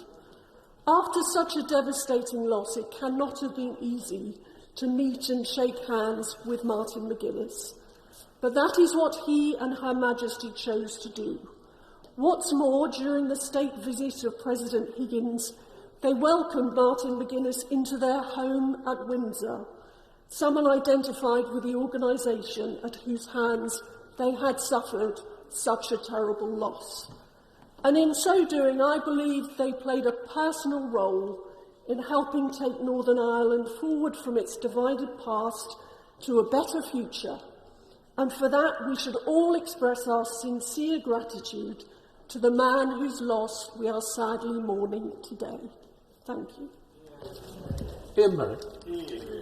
Thank you very much, Mr. Speaker. I'm incredibly grateful for you giving me the opportunity to say a few words on behalf of my constituents in Edinburgh South in tribute and condolence this afternoon. As has been said already in the House and will be repeated, no doubt, throughout these tributes and for months and years to come, on Friday we lost an extraordinary public servant who dedicated his long life to our country, transformed the lives of millions of young people across the world, and promoted the issue of global conservation well before it was widely understood by the vast majority of the population. For more than 7 decades, he was a constant at the Queen's side. We know from all that's been said and written how much the Queen cherished the support, counsel and love of her husband. Prince Philip, of course, had a long association with Scotland, which dates back to his school days at Gordonston in the mid-1930s. But it's in my city, the city of his title, Edinburgh, that I'd like to say a few words in tribute this afternoon. He was the patron of around 30 charities and educational institutions based in Edinburgh alone, not to mention the many thousands across the whole of the country that we've heard about already today. Heriot-Watt University, the Royal College of Surgeons, the University of Edinburgh Graduates Association, the Botanical Society of Scotland. He was patron and a freeman of Edinburgh itself, Edinburgh Chamber of Commerce and Enterprise, the Edinburgh Indian Association, the Edinburgh Press Club, of course, the Edinburgh Royal Navy Club. How could it not be? His beloved Royal Yacht Britannia, of course, the yacht that he helped to design, is retired in Leith in Edinburgh. He's a friend of the Royal Scottish Academy of Painting, Sculpture and Architecture, the Honourable Company of Edinburgh Golfers, a patron of the National Galleries of Scotland, the Rotary Club of Edinburgh, the Royal Society of Edinburgh, the University of Edinburgh Athletic Club, and of course he was Chancellor of the Edinburgh University for nearly 60 years from the 1950s, a position that he accepted with the joke that, and I quote, "only a Scotsman could survive Scottish education." I'm not sure if that was born of his experience at Gordonstoun, Mr. Speaker. He was heavily involved in all aspects of the university. He would preside over special graduation ceremonies, he would help induct new professors, he attended long service awards for senior staff, he would attend the installation of the rector by students, he enjoyed the uproar of the rector's ceremony and complained to former Professor O'Shea that he had made the event too orderly. He partook in the granting of fellowships to postgraduate students at the University of Edinburgh, undertaking advanced and complex research. However, he never shied away from engaging with the students on their complicated topics, everything from particle physics to Dolly the sheep. And in fact, one recipient said afterwards, "I feel I've just been put through another exam, except it was much harder than the last one." He had an official Edinburgh colour, Edinburgh green, which his team wore and lined his private car. And of course his own official standard, featuring lions in the hearts of Denmark, a white cross in blue for Greece, 2 black pales on white for the Mountbatten family, and the coat of arms of the city of Edinburgh. We've heard much this afternoon about the founding of the Duke of Edinburgh Awards in 1956 that he chaired until his 80th birthday. He regularly attended the gold ceremonies hosted at Holyrood House in Edinburgh. For many young people, those awards were the closest they would get to traditional high school graduation. So the Duke of Edinburgh always took the time to individually speak to as many of the awardees as he could. It's a scheme that transformed the life chances of young people across the world, from the Prince's own school at Gordonstoun all the way to the school that I attended in Edinburgh. Many people will recall anecdotes of his sharp wit and humour. Everyone who has paid tribute since Friday has talked of him as a funny, engaging, warm and loving man. He once joked while getting stuck in a lift during a visit to Edinburgh's Heriot-Watt University that this could only happen at a technical college. He was not just the Duke of Edinburgh, Mr. Speaker, in name, but the Duke of Edinburgh in his actions and public service too. His legacy to the UK, the Commonwealth, overseas territories and the wider world will be celebrated and will live on for many generations. His contribution to my city, Edinburgh, will be unmatched. Mr. Speaker, losing a loved one is always so hard. I lost my own father when he was just 39.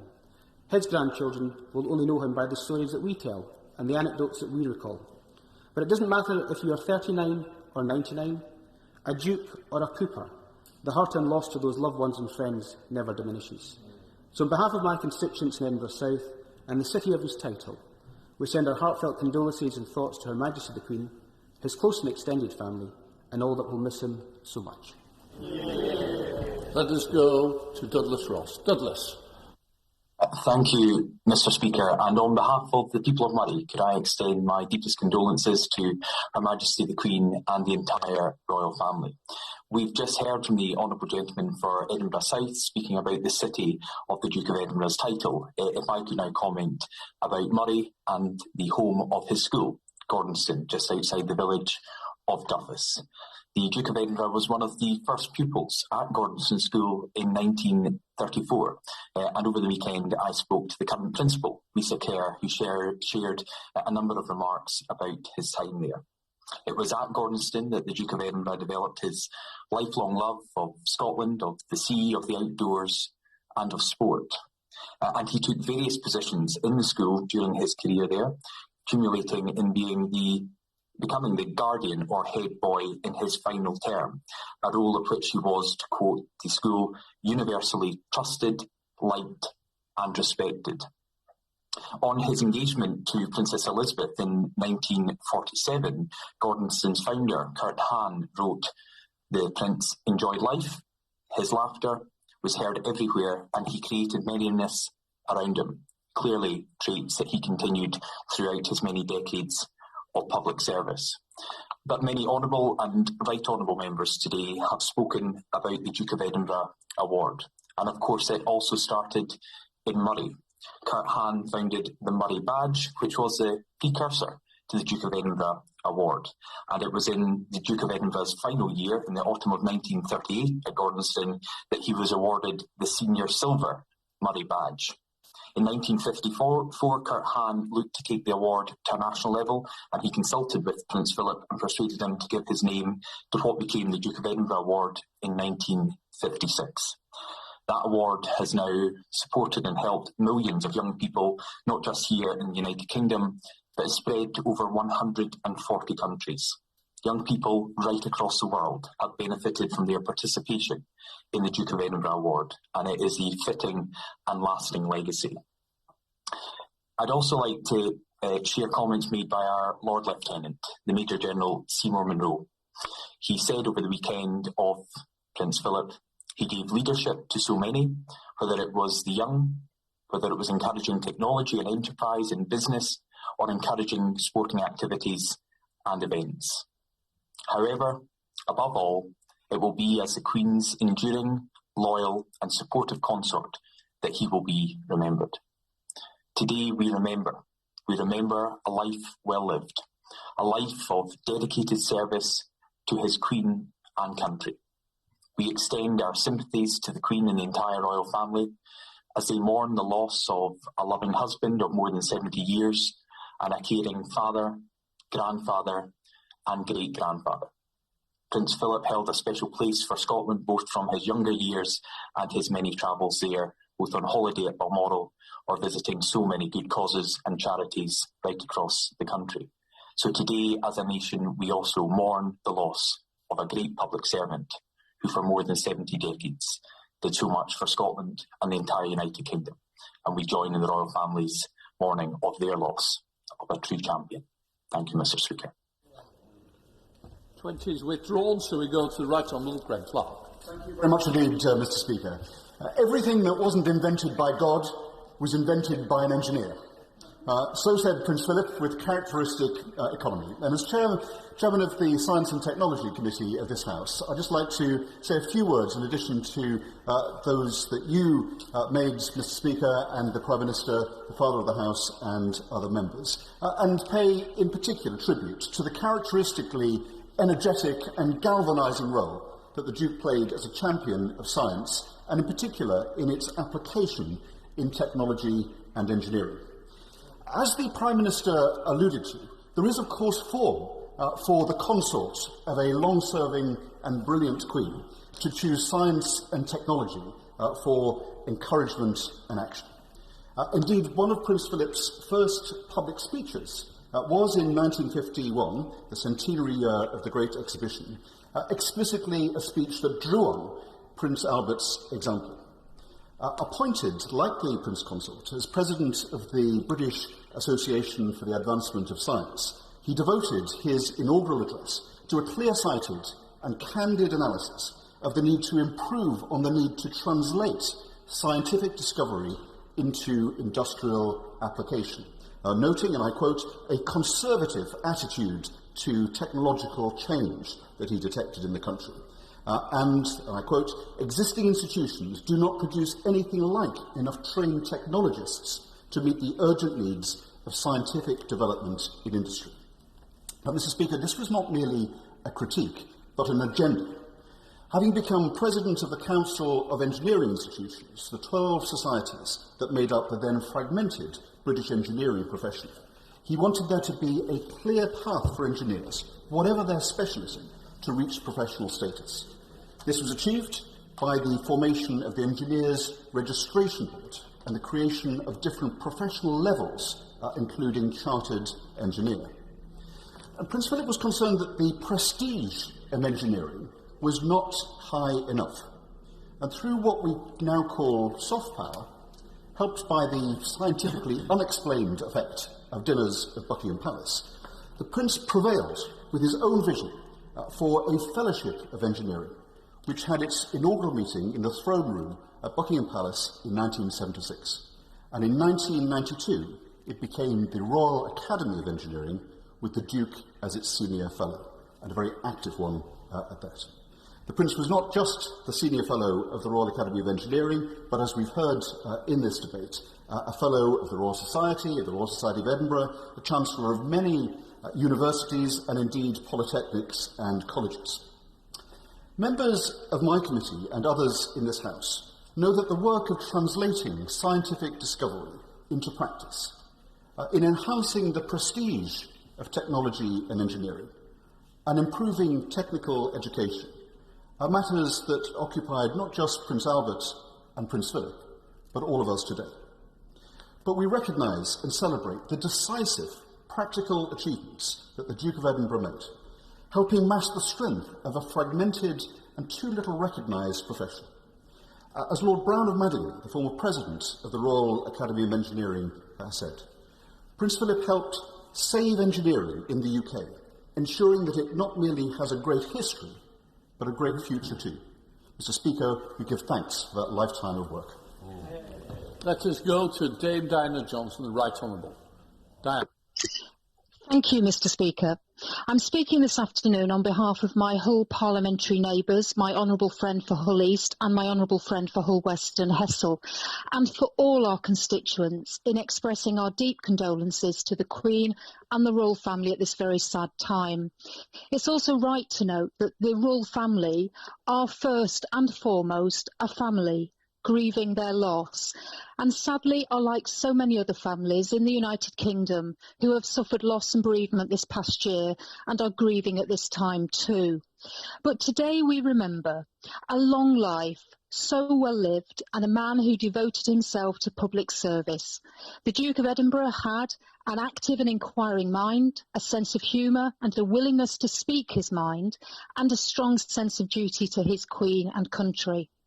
It is impossible in a few minutes to do justice to all the causes and interests that he gave so much to for so long, including supporting our armed forces, establishing the Duke of Edinburgh Award Scheme, which so many young people in Hull have participated in, or pioneering wildlife and nature conservation.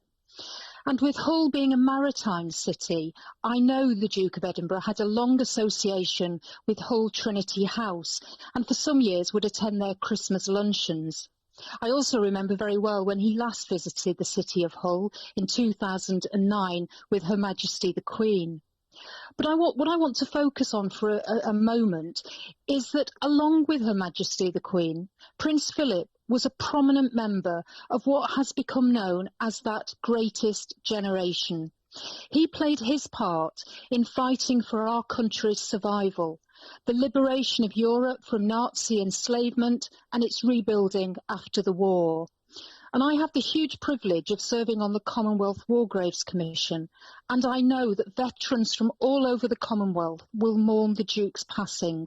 And for me, some of the most moving footage shown over the weekend was the Duke marching amongst the ranks of fellow war veterans, saluting his Queen. Now, there is a public debate on ideas for remembering the Duke, and whatever is agreed, I hope that it supports British skills and jobs and provides opportunities for our young people. But I just have a suggestion too.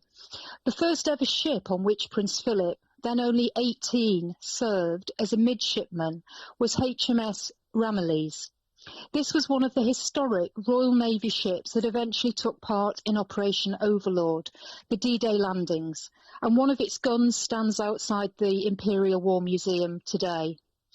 In the programme of new Royal Navy ships, it seems fitting to me that in remembering Prince Philip, we should restore the name of HMS Ramillies to one of our future ships. Rest in peace. Thank you. We now go to Sir William Cash. Sir William. Thank you, Mr. Speaker. On April the 9th, when I heard the sad news, I walked to the small Norman church, St Michael's, next to our home at Upton Crescent, and tolled the Hanover bell 99 times. The bell was hung in 1701 to commemorate the Hanoverian succession, negotiated by the ambassador to Hanover, James Crescent, and the Act of Settlement, which took place that year. Directly below the bell stands the Norman font, which Prince Philip arranged to be transferred to Gordonston in the 1960s for safekeeping. As the church and the house were then derelict, the bell is now returned. This was typical of his spiritual sense. We hear he had more books on religion than any other subject. Our prayers and thoughts, therefore, are with the Queen and the royal family, and those of my constituents of Stone join with me in their private grief. I had the privilege of conversing with Prince Philip occasionally, including on the environment. At a garden party, I introduced him to Margaret Thatcher's advisor on the subject. "Aha," he said, "so your party is now on my bandwagon, is it?" I replied, "We've been on it since Disraeli," and we had a good laugh. Another time, at St George's House in Windsor, we touched on the subject of Europe, which was also very illuminating. Last week, we heard much new about Prince Philip, bringing his long and distinguished life of service into new focus. He was a polymath, a pathfinder with a purpose, with a sharp wit and much laughter. His values were both traditional and modern. He lived a life of duty, self-reliance, selflessness without self-pity and self-effacing. He did not do political correctness. He used his role for the good of mankind, and his award scheme helped millions of young people to achieve their potential in this country, across the Commonwealth and throughout the world, from every walk of life, every faith and every race. He was a good man doing good things, a brave man in the Navy and in the war. He was as talented as he was learned. Curious beyond words, applying his knowledge of science, technology and engineering, and insisting on its practical implementation. In the words of Shakespeare, Prince Philip would have said, "I cannot tell what you and other men think of this life, but for my single self, I had as lief not be as live to be in awe of such a thing as I myself." He was his own man and a man of his own time. He was a consummate competitive sportsman with rugged determination at the reins of his carriage or on the polo field, and he loved to win. He was head of his school and captain of cricket, and later president of the MCC. Young people needed playing fields, and he ensured they had them. The film recordings of his life with the Queen show the mutual and sheer love and laughter expressed in their eyes when they were together for those wonderful 73 years. I remember watching the wedding on television, a golden moment in 1947 after 6 years of war and deep austerity. Prince Charles, on Easter Sunday, shortly before Prince Philip peacefully passed away, read Gerald Manley Hopkins' ecstatic poem, God's Grandeur, for the Easter meditation at Stonyhurst, my old school. It opens with the words which so well express his father's spirituality and his commitment to the world around us.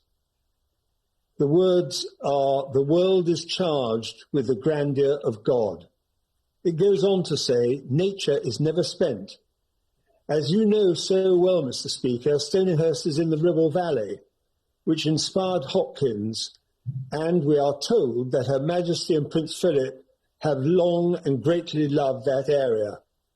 Hopkins taught at Stonyhurst, where he wrote exquisite poetry about Ribblesdale and the River Hodder by Whitewell, including his poem of 1882, which begins, "As kingfishers catch fire, dragonflies draw flame."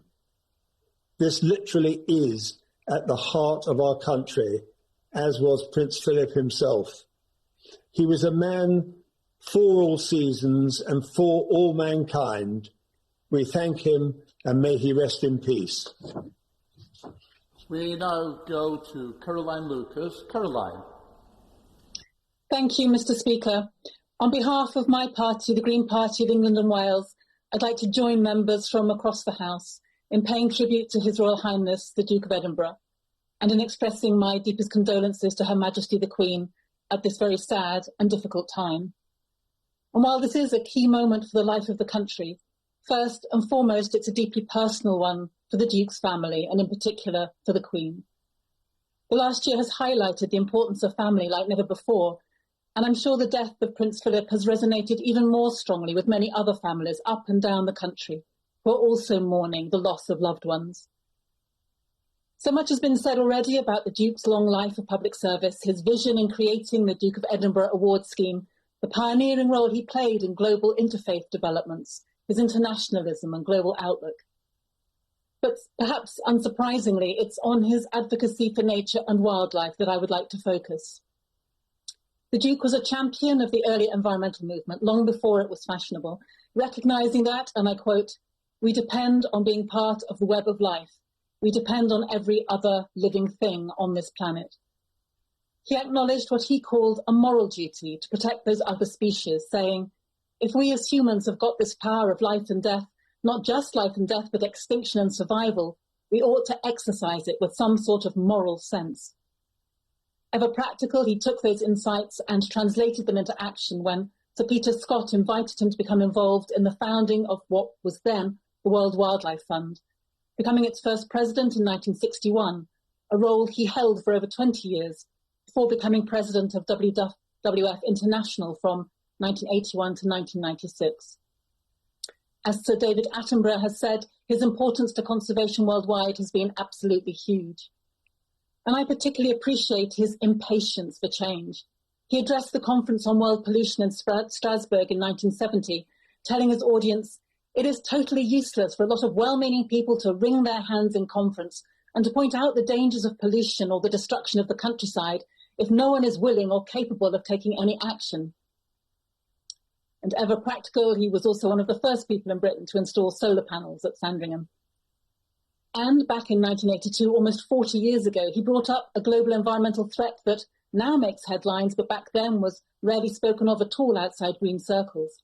What he called a hotly debated issue directly attributed to the development of industry, the build-up of carbon dioxide in the atmosphere, the greenhouse effect. Mr. Speaker, I'm not sure the Duke of Edinburgh would have particularly relished a glowing tribute from the Green movement. In an interview to celebrate his 90th birthday, in response to a question about whether he would consider himself a Green, after a moment utter bemusement, he replied no, before famously going on to remark there's a difference between being concerned for the conservation of nature and being a bunny hugger. Well, for the record, I don't think there are many Greens who champion animal protection without also being active on the wider causes of the threats to wildlife. But I'm not for a moment trying to suggest that he was a card-carrying Green activist, nor that his views on a wide range of issues concerning nature and animal protection, including hunting, align fully with today's Green movement. They clearly do not. However, he was undoubtedly well ahead of his time when it came to understanding the importance of and our dependence on the natural world, and he played an important role in promoting that cause. Many people's minds are turning now to asking what his legacy might be. I don't pretend to know, but I hope it might include that impatience for urgent action on the environment. And so I'll conclude in his own words. It's up to all of us to protect the natural world, and there's no time to lose. Sir Bernard Jenkins. Thank you, Madam Deputy Speaker. And when I first saw the list of those who wish to contribute to this debate, my heart slightly sank because I wondered how long this debate could go on and remain so interesting. But we've just heard yet another remarkable tribute to His Royal Highness. Dare I say, the woke paying tribute to the unwoke. And it underlines how His Royal Highness was the most amazing unifying figure. And perhaps those of us in this House and outside should take a lesson from this occasion about what can bring us together, to think of the words of Joe Cox, that united us rather than divided us. I'm going to try and avoid that repetition, but this debate has turned into, the sheer variety of these tributes is an amazing collage about an even more amazing life.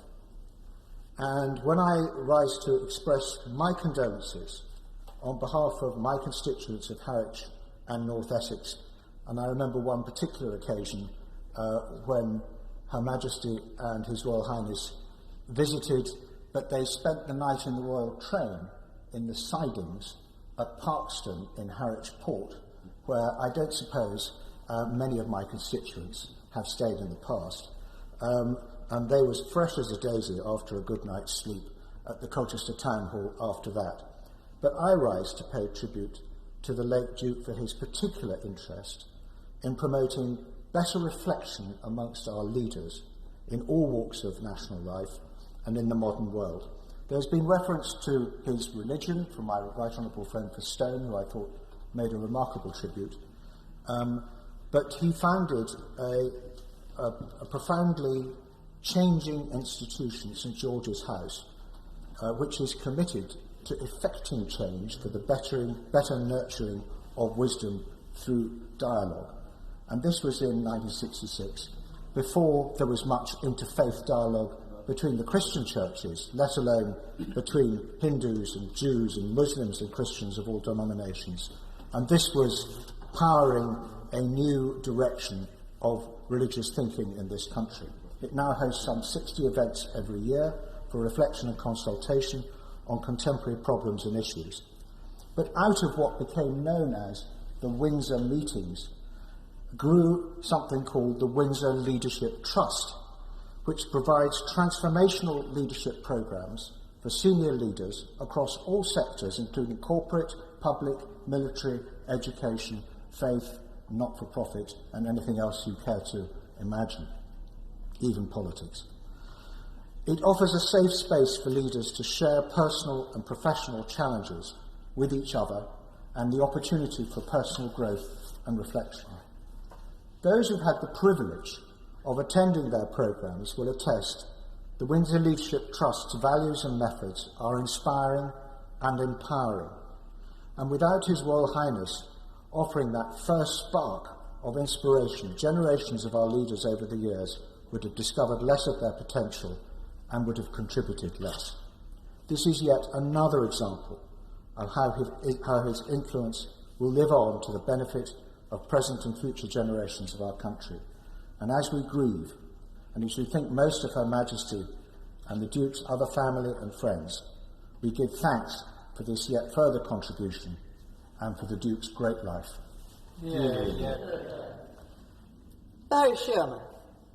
Deputy Speaker, you all know that I've been away from this House and been doing my duties online for almost a year.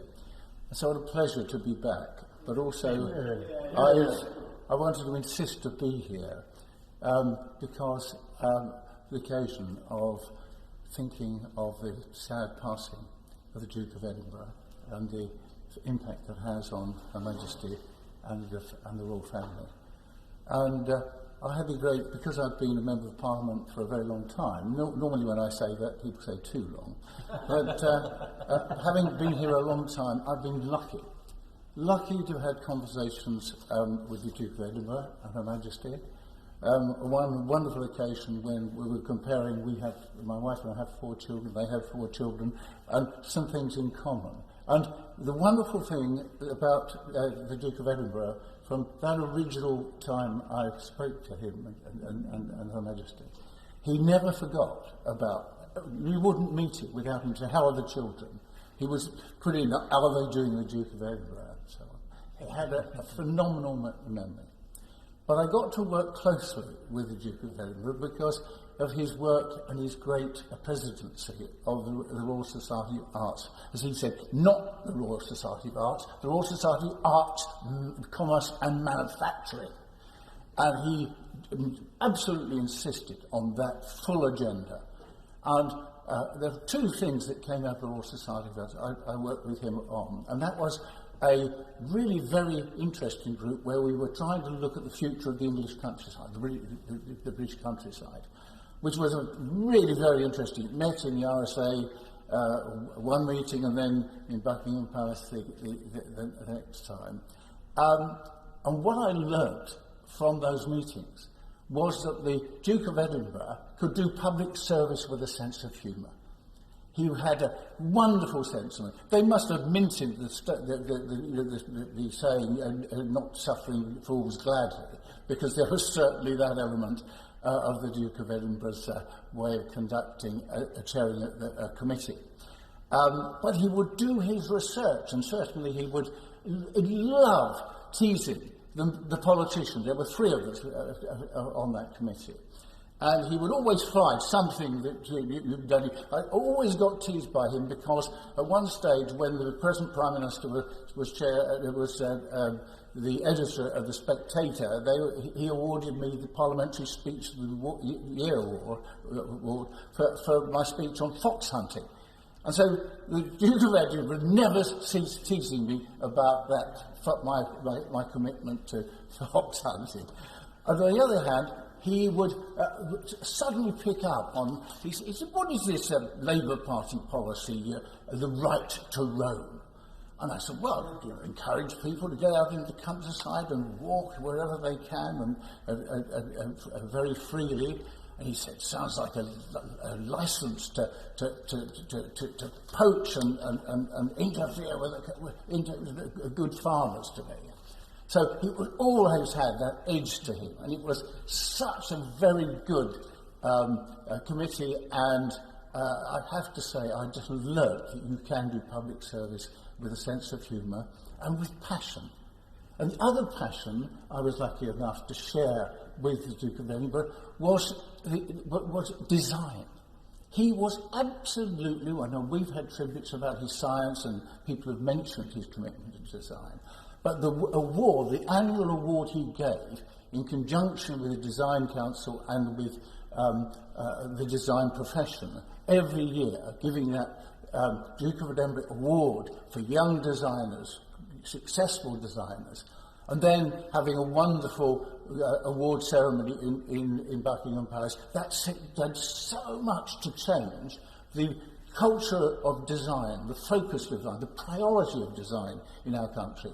I can remember him launching in about the Design Council. Design Council should be more than a posh shop in Piccadilly. It has to reach out so everybody understands the importance of design in changing lives. So, Madam Deputy Speaker, I really enjoyed the relationship I had with that great man. I will mourn him. I know that Her Majesty will miss him sorely, but they are like my family. I have great strength in my family. The royal family will come together and get through this. I will mourn with them. Thank you, Madam. Andrew Elisabeth. Thank you, Madam Deputy Speaker. It's a pleasure to follow the Honourable Member for Huddersfield. What a lovely and fitting tribute. And I would also like to pay tribute on behalf of my constituents of South Northamptonshire to the extraordinarily long life filled with service of His Royal Highness, Prince Philip, the Duke of Edinburgh. When I was Leader of the Commons and Lord President of the Council between 2017 and 2019, I did have the privilege of meeting regularly with Her Majesty the Queen and on a number of occasions with Prince Philip. And I think, isn't it wonderful, colleagues, that everybody in this place today seems to have their own stories of their own meetings with members of the royal family. How wonderful it is that they've reached out to all of us over such a long period of time. In particular, I recall a lunch at Windsor Castle where I had the pleasure of sitting next to His Royal Highness. And the noble Baroness, the leader of the Lords, and I were chatting with him at length about his role in the restoration of Windsor Castle following its 1992 fire, a role for which he was awarded the Europa Nostra Medal for his commitment to making the past reflect the importance of the future. The noble Baroness and I shared our ambition to see the restoration and renewal of the Houses of Parliament, and in the peppery way for which Prince Philip is rather world famous, he was in absolutely no doubt about both the need to, shall we say, get on with it, and also his slight dubiousness about whether members of this House and of the other House might ever settle themselves down and find a way forward. So, colleagues, take note, please. But I also had a more personal encounter, which to this day is an extraordinary family memory for me, for Ben, and our sons, Fred and Harry, when we were invited to a garden party at Buckingham Palace. The Queen's private secretary was kind enough to introduce my family to the Queen and Prince Philip. Fred, my eldest son, to his great delight, had been presented his Gold Duke of Edinburgh award by Prince Philip at his last ceremony before stepping down from public duties. Fred mentioned this with pride, whereupon Prince Philip turned to Harry and said, "What about you, young man?" Harry told him that he too had completed all stages of his Gold D.A.V. award, but I'm afraid, Madam Deputy Speaker, I was unable to resist throwing in that he had not completed the paperwork, and so wouldn't be getting his award any time soon. Whereupon Prince Philip looked at Harry fiercely from under his eyebrows and said, "Well, you'd better get on with it, young man." Harry told me afterwards that of all the many terrible things I have ever done to him as his mother, probably the worst thing of all was telling tales about him in the presence of Prince Philip and Her Majesty the Queen. So, Madam Deputy Speaker, it was an incredible honour to hold the office of Lord President of the Council because it provided a bird's eye view of Her Majesty the Queen's and Prince Philip's extraordinary commitment to duty. And I would like to finish by paying humble tribute to their extraordinary achievements together, and also to send the Queen the very deepest condolences on her very sad loss. Thank you. The Right Honourable Lady is absolutely right about everyone having recollections of their encounters with Prince Philip, and I have never forgotten the advice that Prince Philip gave me. I've never told anyone what the advice was, and I'm not going to now, but I've never forgotten the advice he gave me when, as Chancellor of Edinburgh University, he came to the students' ball, and I was, as a very young and naive 21-year-old, the union president. I had the privilege of spending a few hours that evening with Prince Philip, and I vividly remember how unexpectedly kind, charming, and absolutely inspiring he was. He, as many people have said, he has made such a difference to the lives of so many young people. I was one of them, for which I'm eternally grateful. He will be so greatly missed. We now go to Maria Eagle. Thank you for calling me to speak on this very sad occasion, Madam Deputy Speaker. Like you, I too met the Duke of Edinburgh a number of times in my role as an MP for Garston and Harewood and as a minister in Her Majesty's government. And I'd like to say a little bit about my impressions of him. He quite clearly enjoyed talking to young people. I remember when the Duke accompanied Her Majesty the Queen when she opened the Garston Urban Village Hall in my constituency. And as is always the case at such engagements, there was a detailed timetable which choreographed the time available to the minute. But I couldn't help but notice that the Duke was perfectly willing to subvert it a little. I was struck by the fact that he was very keen to speak to everyone, but was particularly interested in spending time with the young people in attendance, some of whom were rather overwhelmed. But he talked to them, and he was responsible for holding up the visit whilst he did it. And after the royal party had left slightly late, it must be said, it was clear that he'd made a good impression on the young people he'd spoken to. He'd put them at their ease, he'd showed an interest in them, and he encouraged them in their endeavours. And I'm sure that many of those who met him on that occasion still remember it to this day. He also had a reputation for being provocative and speaking his mind. I recall once having lunch with the Duke of Edinburgh when he accompanied Her Majesty the Queen to open the Manchester Civil Justice Centre when I was the Courts Minister with some responsibility for prisons in the Ministry of Justice. The occasion got off to a somewhat inauspicious start when I was introduced by the Lord Lieutenant to Her Majesty the Queen and the Duke of Edinburgh as my sister.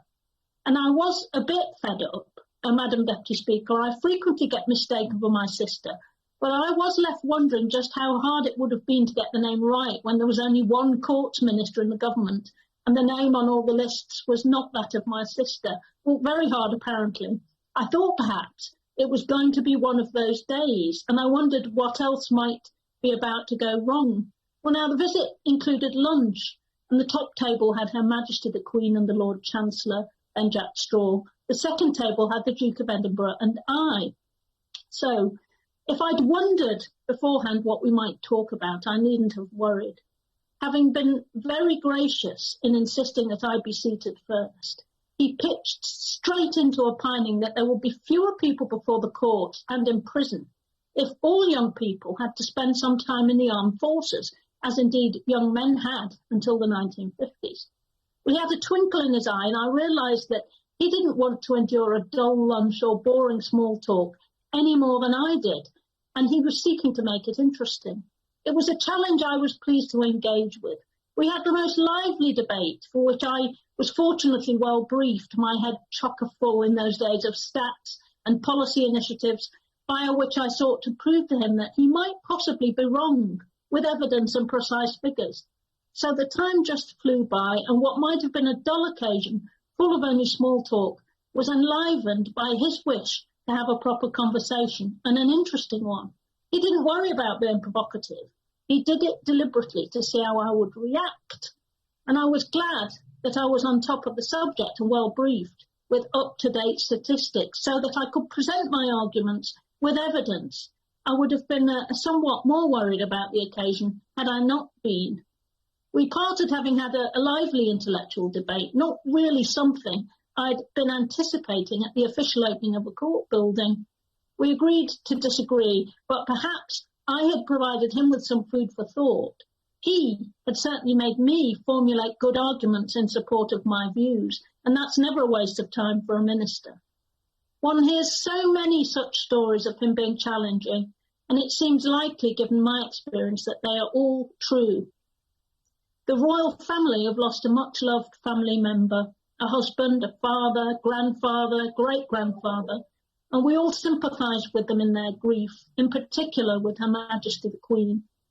The nation has lost a long-standing public servant, one of the last of those who saw active service in World War II, and a well-respected man. It seems to me that he made the most of his role and influenced many young people whom he met to the good. He was clearly capable of provoking lively discussion, and if my experience is anything to go by, he knew how to make ministers and no doubt other policymakers think by challenging them to explain their views, having set out his own very clearly and in quite decided fashion. All in all, Madam Deputy Speaker, he's going to be very much missed. Sir Robert Neal.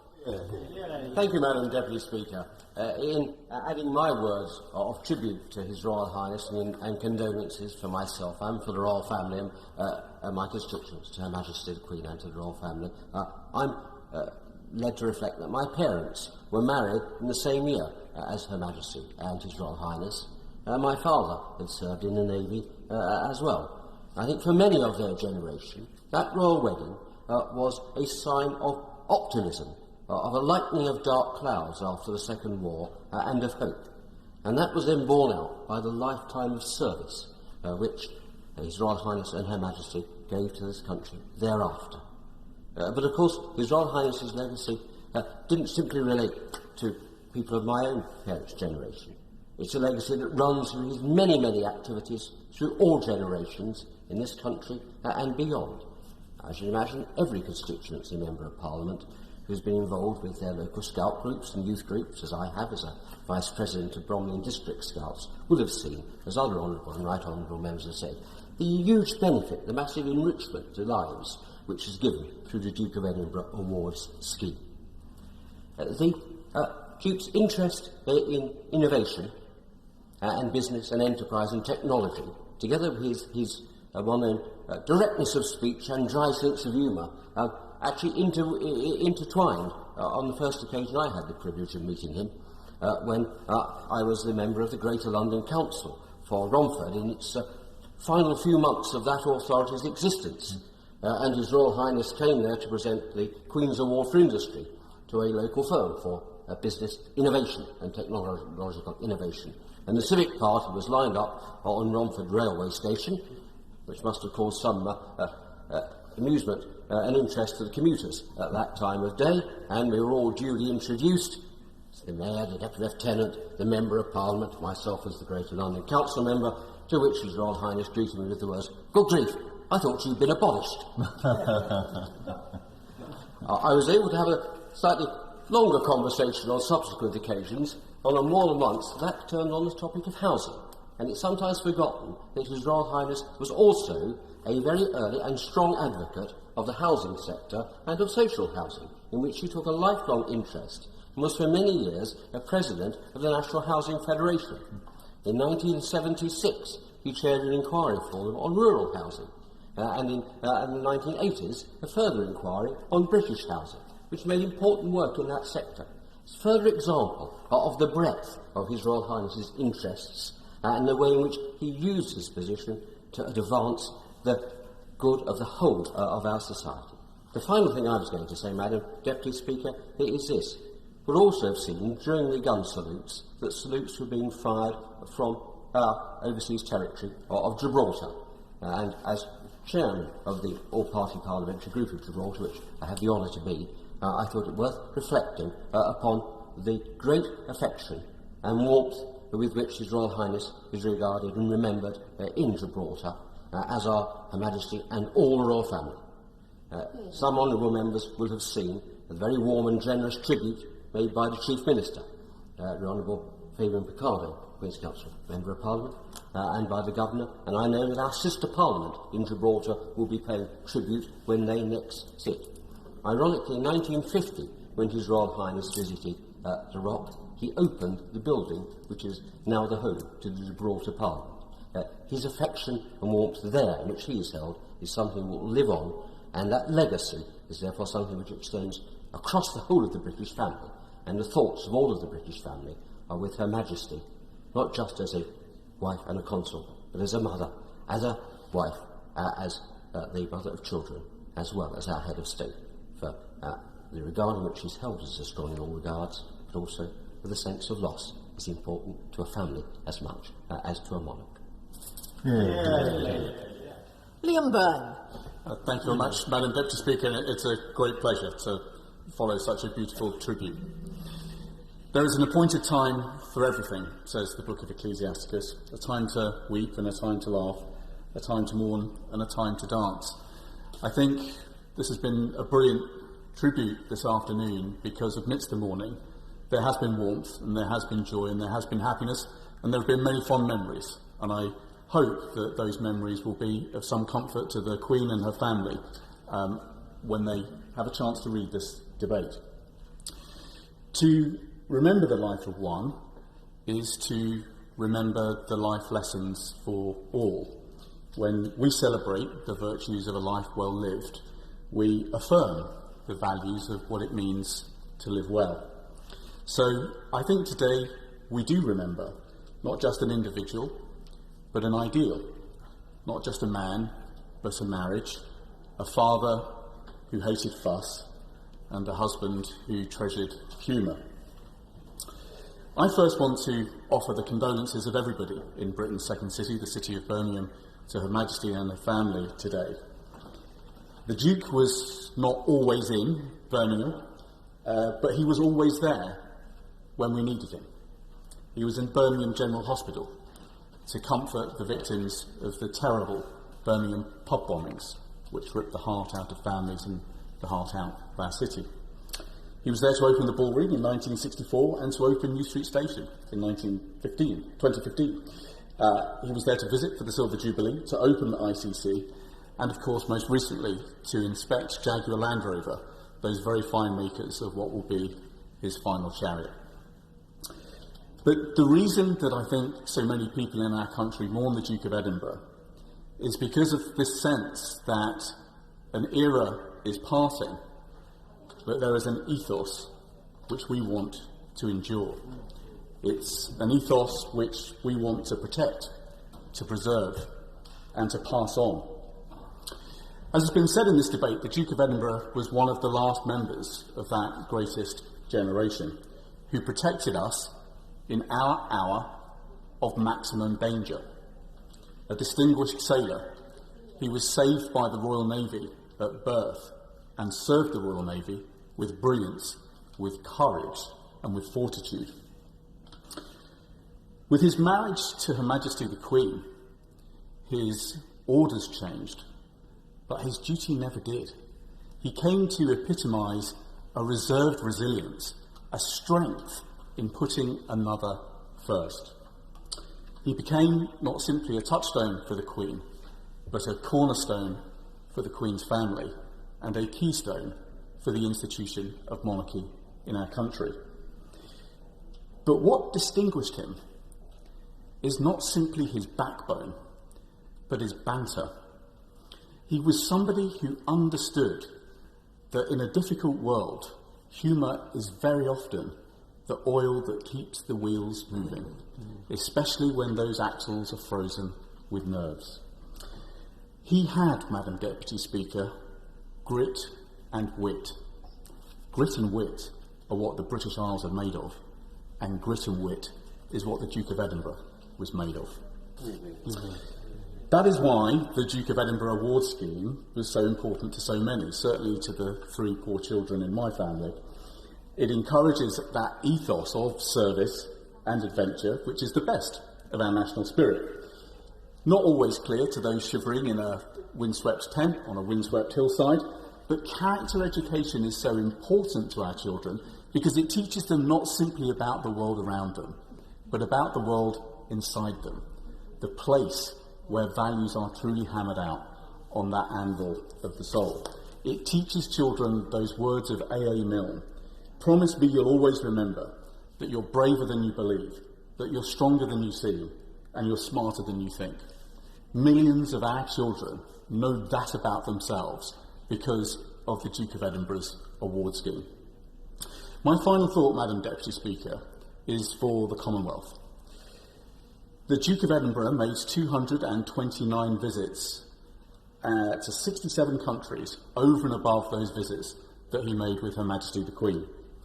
Well, next year, this country and my home city is the host to the Commonwealth Games.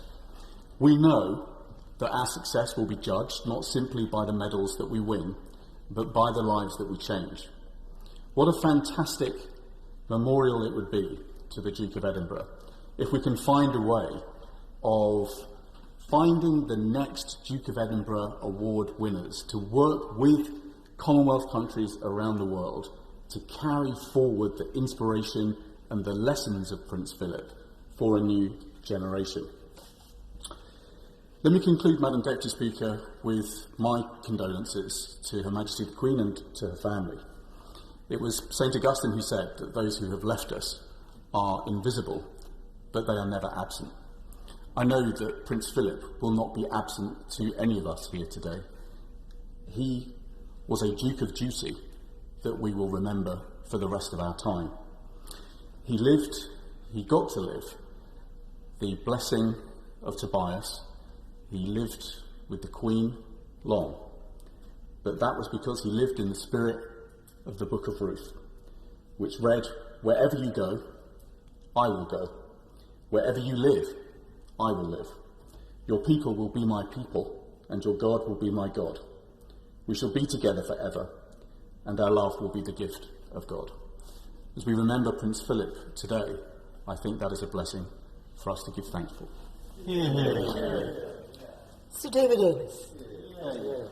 I pay this tribute to His Royal Highness the Duke of Edinburgh, not just in a personal capacity, but on behalf of those residents I represent in the constituency of Southend West, who would like to express their appreciation for everything that the Duke has done for our nation. Without question, Madam Deputy Speaker, the Duke of Edinburgh was one of my favourite royals. He really was my sort of person, and we most definitely shared the same sense of humour, which not everyone understands, and occasionally gets you into hot water, but there was never any malice. He was kind, generous, wise, and a thoroughly decent person. For someone who has lived so long, just short of 100 years, and I was looking forward to him sending a message to my annual centenarian tea party. It was incredible that he did so much throughout his life. His childhood, his upbringing, and what followed is quite extraordinary. It isn't everyone whose mother becomes a nun, and it isn't everyone who suffered so many personal tragedies, all carried out in the public gaze. Yet in spite of innumerable challenges, he really did make the most of his life, whatever it threw up. And for that, he has set up a wonderful example, hence the Duke of Edinburgh Awards. I met him on a number of occasions, and 3 standout memories would be when, together with the Queen, he visited Southend and they were going on to my former constituency of Basildon. He suggested I join them in the car. I didn't think that would go down particularly well. Then for many years I was associated with the Caravan Club, and he hosted a garden party at Buckingham Palace in 2007 for the club's centenary. It was a wonderful occasion. And finally, at another event, he acted as the host at Buckingham Palace reception on the rare occasion when Her Majesty was unwell. We had a very amusing exchange, which I'm not prepared to broadcast publicly. For me, his lasting legacies will be as follows. The wonderful Duke of Edinburgh Awards, which I have had the privilege of handing out on many occasions. I'm very involved with the Scouts, many of whom subsequently went on to achieve the award. There was such pride and joy in the faces of the recipients who really felt that they had achieved something. Then his wonderful work through the World Wildlife Fund. He loved animals and was passionate about the conservation of endangered species and the preservation of our environment long before it became a popular cause. His greatest legacy, however, from my point of view, is probably the support which he has given to our Queen. I doubt if she would have been the wonderful monarch that she is without the support her husband has given her over so many years. So, Madam Deputy Speaker, finally I'm drawn to 2 remarks made by members of the royal family following the Duke's death. First by his daughter Anne, who said, "You know it's going to happen, but you are never really ready." And then his daughter-in-law, the Countess of Wessex, who said, "It was like someone took him by the hand and off he went." His spirit will live on in his children and grandchildren, who I hope would take notice of his wise counsels in terms of the future of our monarchy. We will not see his like again. May he now rest in peace and receive his just reward. Yeah. Thank you. We're not operating with time limits this afternoon. I hope that we can be dignified and find that that is not necessary. But if everybody adheres to Mr. Speaker's request to speak for 3 minutes or less, then each and every colleague who has indicated that they would like to speak will have the opportunity to do so. We now go to Lisa Cameron. Thank you, Madam Deputy Speaker. It is a privilege to speak today in this debate in tribute to the life of His Royal Highness Prince Philip, Duke of Edinburgh, on behalf of my constituents across East Kilbride, Straven and Lesmahagow. They wish me to raise thanks for all the service that he has given so selflessly throughout his life, unstinting service to Her Majesty the Queen, to his family, to Scotland, the UK, the Commonwealth and internationally. So many constituents have been in touch with me to ask that I pass on their heartfelt condolences to Her Majesty the Queen. This is indeed a very deep loss, and my constituents' thoughts are with the royal family in their grief at this most difficult time. Many have written to me fondly recalling the day they welcomed Her Majesty and Prince Philip to East Kilbride in 1962 as our new town was just established, marking this very special occasion. Thousands of local residents waited patiently to see them as they were welcomed by Professor Browning, who was then chairman of our East Kilbride Development Corporation. And Her Majesty and Prince Philip returned to visit East Kilbride once again, 28 years later, on July the 12th, 1990, to officially open our town centre. The Duke of Edinburgh was, as has been stated by so many today, a real visionary. He devoted much of his time over his life to developing and encouraging young people, promoting their self-esteem, well-being and resilience. through activity, achievement and camaraderie via the Duke of Edinburgh Awards. Long before mental health was ever really openly spoken of, but this life-changing award has given lifelong benefit for young people's mental and physical health, providing motivation, opportunity, and ensuring that no matter the difficulties from your own background, there can be a time and a space for a young person to focus, to gain support and encouragement, and to develop their full potential. I've spent much time as local MP visiting youth groups, speaking with the young people whose lives have been changed, and their families who have all benefited tremendously from this unique award.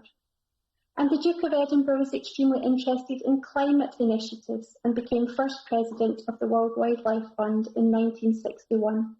He established the Duke of Edinburgh Conservation Award and has promoted conservation, helping with essential fundraising and awareness promotion.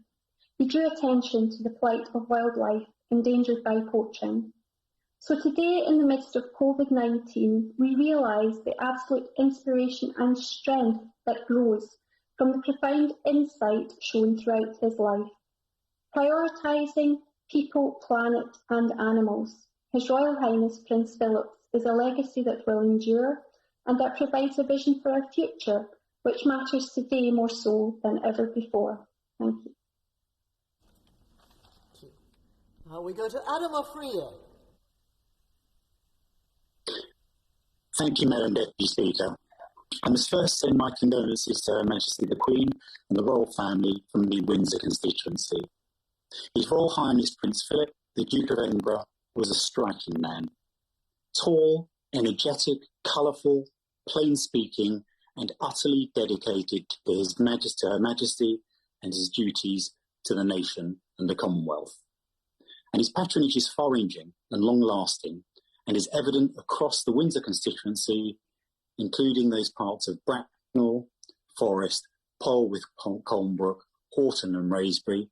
And it seems to me, judging from my postbag and the interactions I had with my constituents, that most of them have had a personal interaction with, or a story, or a connection with Prince Philip. So from the Duke of Edinburgh Awards, his patronage extends far and wide to the Windsor Hockey Club, Home Park Cricket Club, Windsor Rugby Football Club, the Windsor and Eton Choral Society, and the Windsor Forest Bowmen. And of course, anyone who's visited the Windsor constituency will be very familiar with the Great Park, where Prince Philip was the park ranger. And he has an ability to put people at ease. His plain-speaking style, his sense of humour, seems to cut through discourse to ensure that people feel comfortable and connected in double quick time. And as the MP for Windsor, of course, I've had many occasions on which to interact with Prince Philip and Her Majesty, and on each occasion it's a striking moment. And I'll recount just two moments for the House today. The first was shortly after I was first elected in 2005. It was my first engagement with Prince Philip, and I was terribly nervous. And I think he could see that. I wasn't quite sure what to say. I wasn't sure of the protocol. And he walked straight over to me, looked me in the eye and said, "So, how's life in that madhouse?" And it was so unexpected that I just burst out laughing. And from that moment, I realised that actually his plain-speaking style, that directness, is a really good technique to get people at their ease. And from that moment forward, we would converse in a very natural way, a very opinionated way sometimes, but it was really, really helpful. And the second, we've heard of many prestigious occasions. The patronage is far-ranging, but we should also remember that the Prince also attended many other kinds of events. And we've got some wonderful buildings in the Windsor constituency, obviously Windsor Castle itself, but we also have the Grundon Energy from Waste incinerator plant. And as anyone who's been past the constituency will know, it's got this massive chimney, pumping out clean air, of course. And I was invited with the Prince to the opening of the new incinerator, and we had this fantastic tour around the premises. And then when it came to saying a few words, I kind of glanced over at Prince Philip and I saw this twinkle in his eye. And I knew it was going to be an interesting speech. And we were presented with these beautiful little glass images of the Colnbrook incinerator. And they're actually quite nice.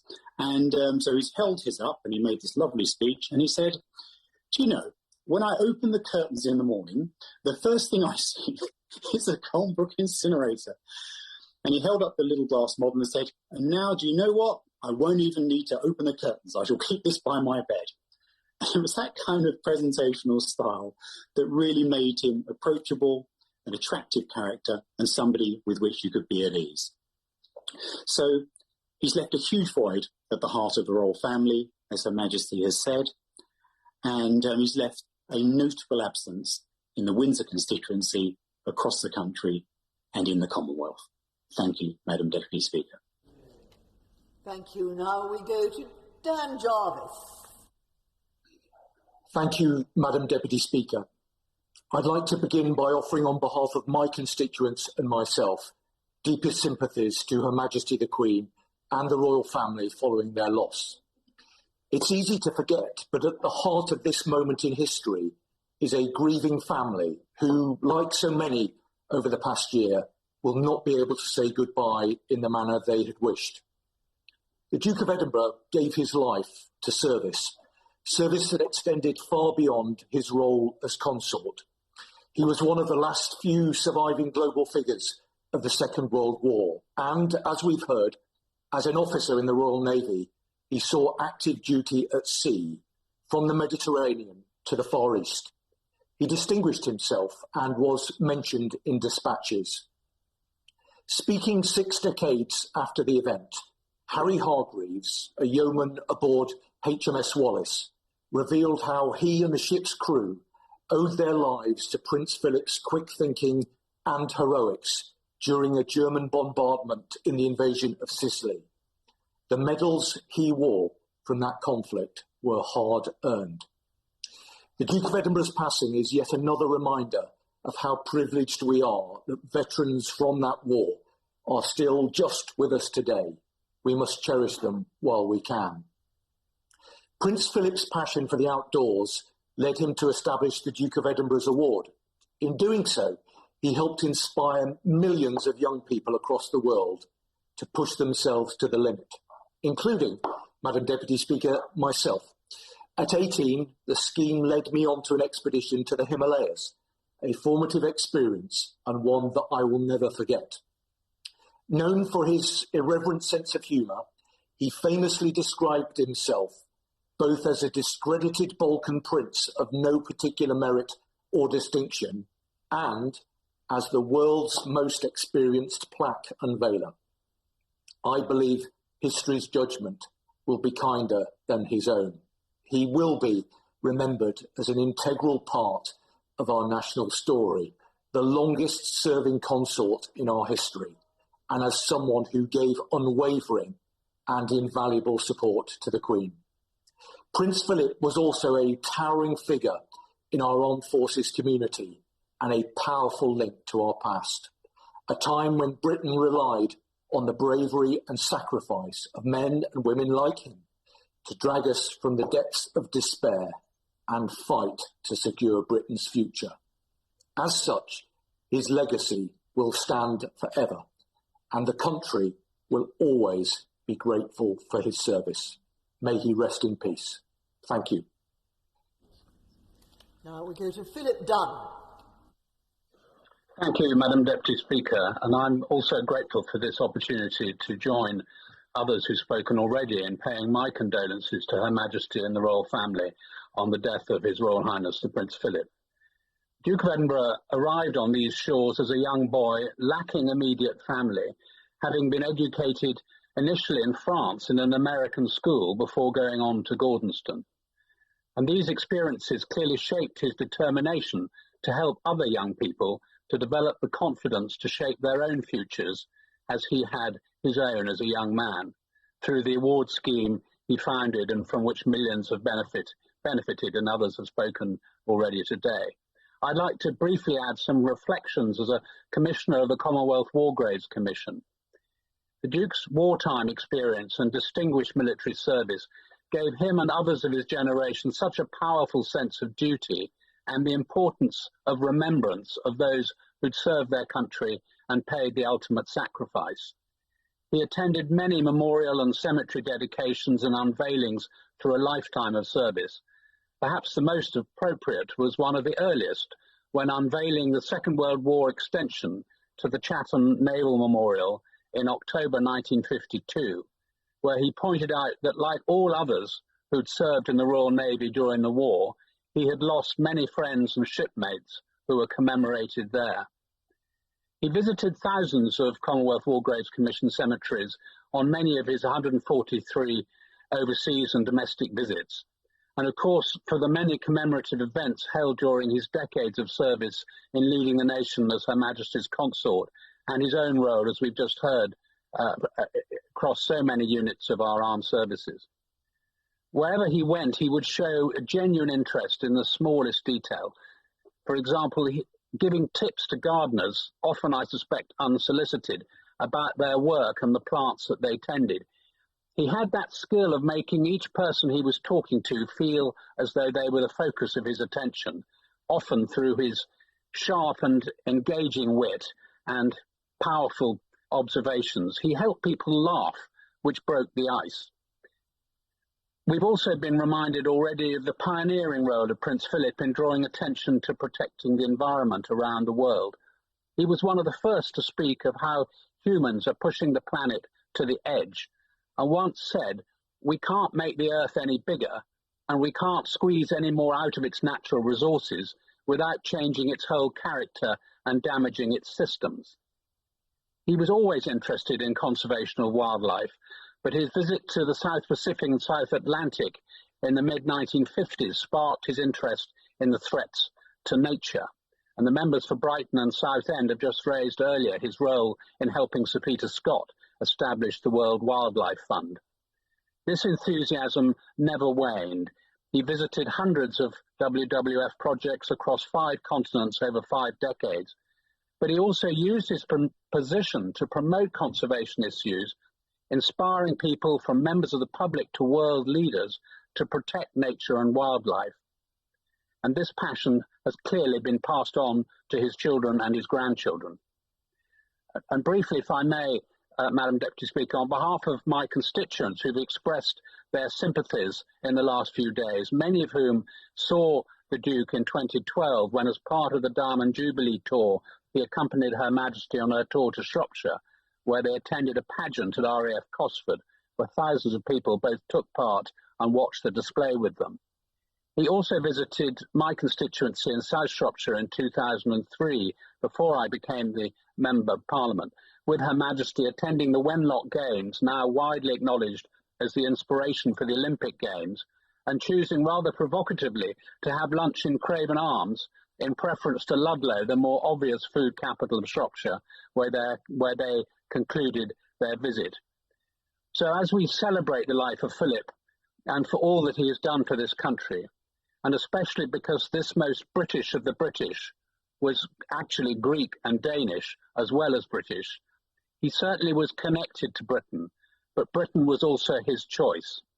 The wind didn't blow him to these shores, he set a course.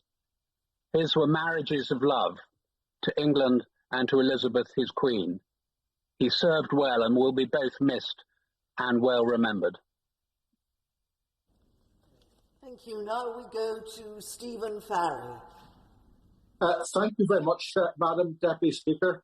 On behalf of people right across the community in Northern Ireland, my constituents in North Down and the Alliance Party, I join in paying tribute to His Royal Highness the Prince Philip, Duke of Edinburgh, and passing on our deepest sympathies and condolences to Her Majesty the Queen and the wider royal family. The Duke lived an exceptionally full life with very many interests and achievements, too many to mention, but which touched so many people in all corners of the UK, the Commonwealth and the wider world. It can be said that Prince Philip was an early product of European integration and reflected the complex intermingling of royal dynasties at that time. Yet his initial years were marked with many deep challenges and uncertainties.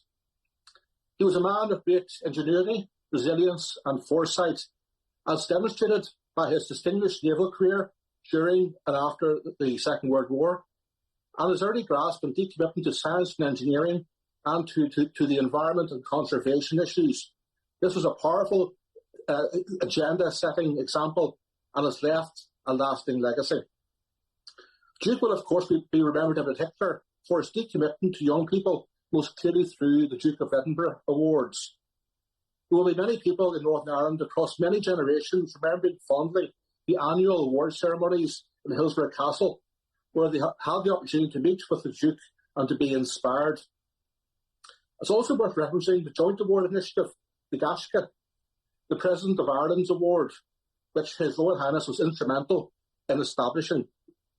Young people in Northern Ireland have a choice of certification when they complete their award, having the options of the Duke of Edinburgh's Award Certificate, a Gaisce, the President's Award Certificate, or a Duke of Edinburgh's International Award Certificate. Beyond the Duke of Edinburgh Awards, Prince Philip was a regular visitor to Northern Ireland going back to the late 1940s, and I'm pleased to recall a number of very welcome visits to my constituency. He had a particular affinity to Royal Ulster Yacht Club and enjoyed racing in Belfast Lough. In more recent years, alongside Her Majesty the Queen, he played an instrumental role in building Anglo-Irish relations, including notably the historic visit to Dublin in May 2011, and then hosting the first state visit of the President of Ireland to Windsor in April 2014, almost exactly 7 years ago today. With events in Ireland having brought his own close family loss, his personal leadership in terms of reconciliation has been widely acknowledged. Duke's most telling contribution was, of course, as a dutiful companion and rock for Her Majesty the Queen. In terms of the impact and duration, theirs was a partnership that has never been seen before, and one that we are unlikely to ever see again. Thank you. Andrew Barry. Thank you very much, Madam Deputy Speaker. It's an honour to rise to pay tribute to His Royal Highness the Prince Philip, Duke of Edinburgh, today. I rise with, at the forefront of my thoughts, obviously the Queen and the entire royal family, but also the many estate staff, estate pensioners at Balmoral, and indeed the many more in the wider Royal Deeside Committee, who are today mourning the passing not just of our Queen's consort, but of an employer, a neighbour and a friend. On Saturday, my wife and I climbed up to Prince Albert's cairn, a large granite pyramid standing high above the River Dee, erected by Queen Victoria on the death of her Prince Consort, and from it we looked across the Dee Valley towards Crathy and its Kirk, west towards Braemar and east towards Ballater. Behind us, though hidden by the giant fir trees, many of them only there due to the hard work of the Duke of Edinburgh, rose majestic Loch Nagar, standing high above Glenmick. All of these areas that His Royal Highness, through over 70 years of regular visits, knew well and left his indelible mark on. Balmoral was a place like Victoria and Albert that he and the Queen loved as a private home. It was, of course, at Balmoral where the then Princess Elisabeth and he became engaged during the summer of 1946, and following their marriage, spent part of their honeymoon at Craigowran on the estate. And it was here he was able to enjoy his passions: stalking, shooting, fishing, conservation, taking a keen interest in the agricultural life of the estate, especially the fold of Highland cattle, and indeed improving the gardens, one of which he dug out himself with a bulldozer. The Duke was also instrumental in regenerating some of the largest amounts of Caledonian pine forest left in Scotland. Royal Deeside is a part of the world where, although proud of their links to the estate and the family, people don't shout about it, where, with typical North East reserve, they are afforded respect and allowed privacy as owners of one of the local estates, even when, as remains regularly the case, they are spotted in and around the village of Ballater. It was to Sheridan's Butchers in Ballater the Duke would source supplies for his now famous family barbecues, and it wasn't unusual for him to pop into various shops in the village just to say hello and catch up. In saying that, when walking around the estate, if you were to see a dark green Land Rover appear over the horizon, tearing towards you, you'd better have your wits about you. Stories of run-ins with the Duke of Edinburgh are legend and numerous. My favourite, however, is of the occasion when the Duke, driving through the estate on a typical Aberdeenshire summer's day, which means the rain was horizontal, not vertical, came across a wet, bedraggled, miserable-looking group of young hikers. He rolled down his window. "What on earth are you doing up here in this weather?"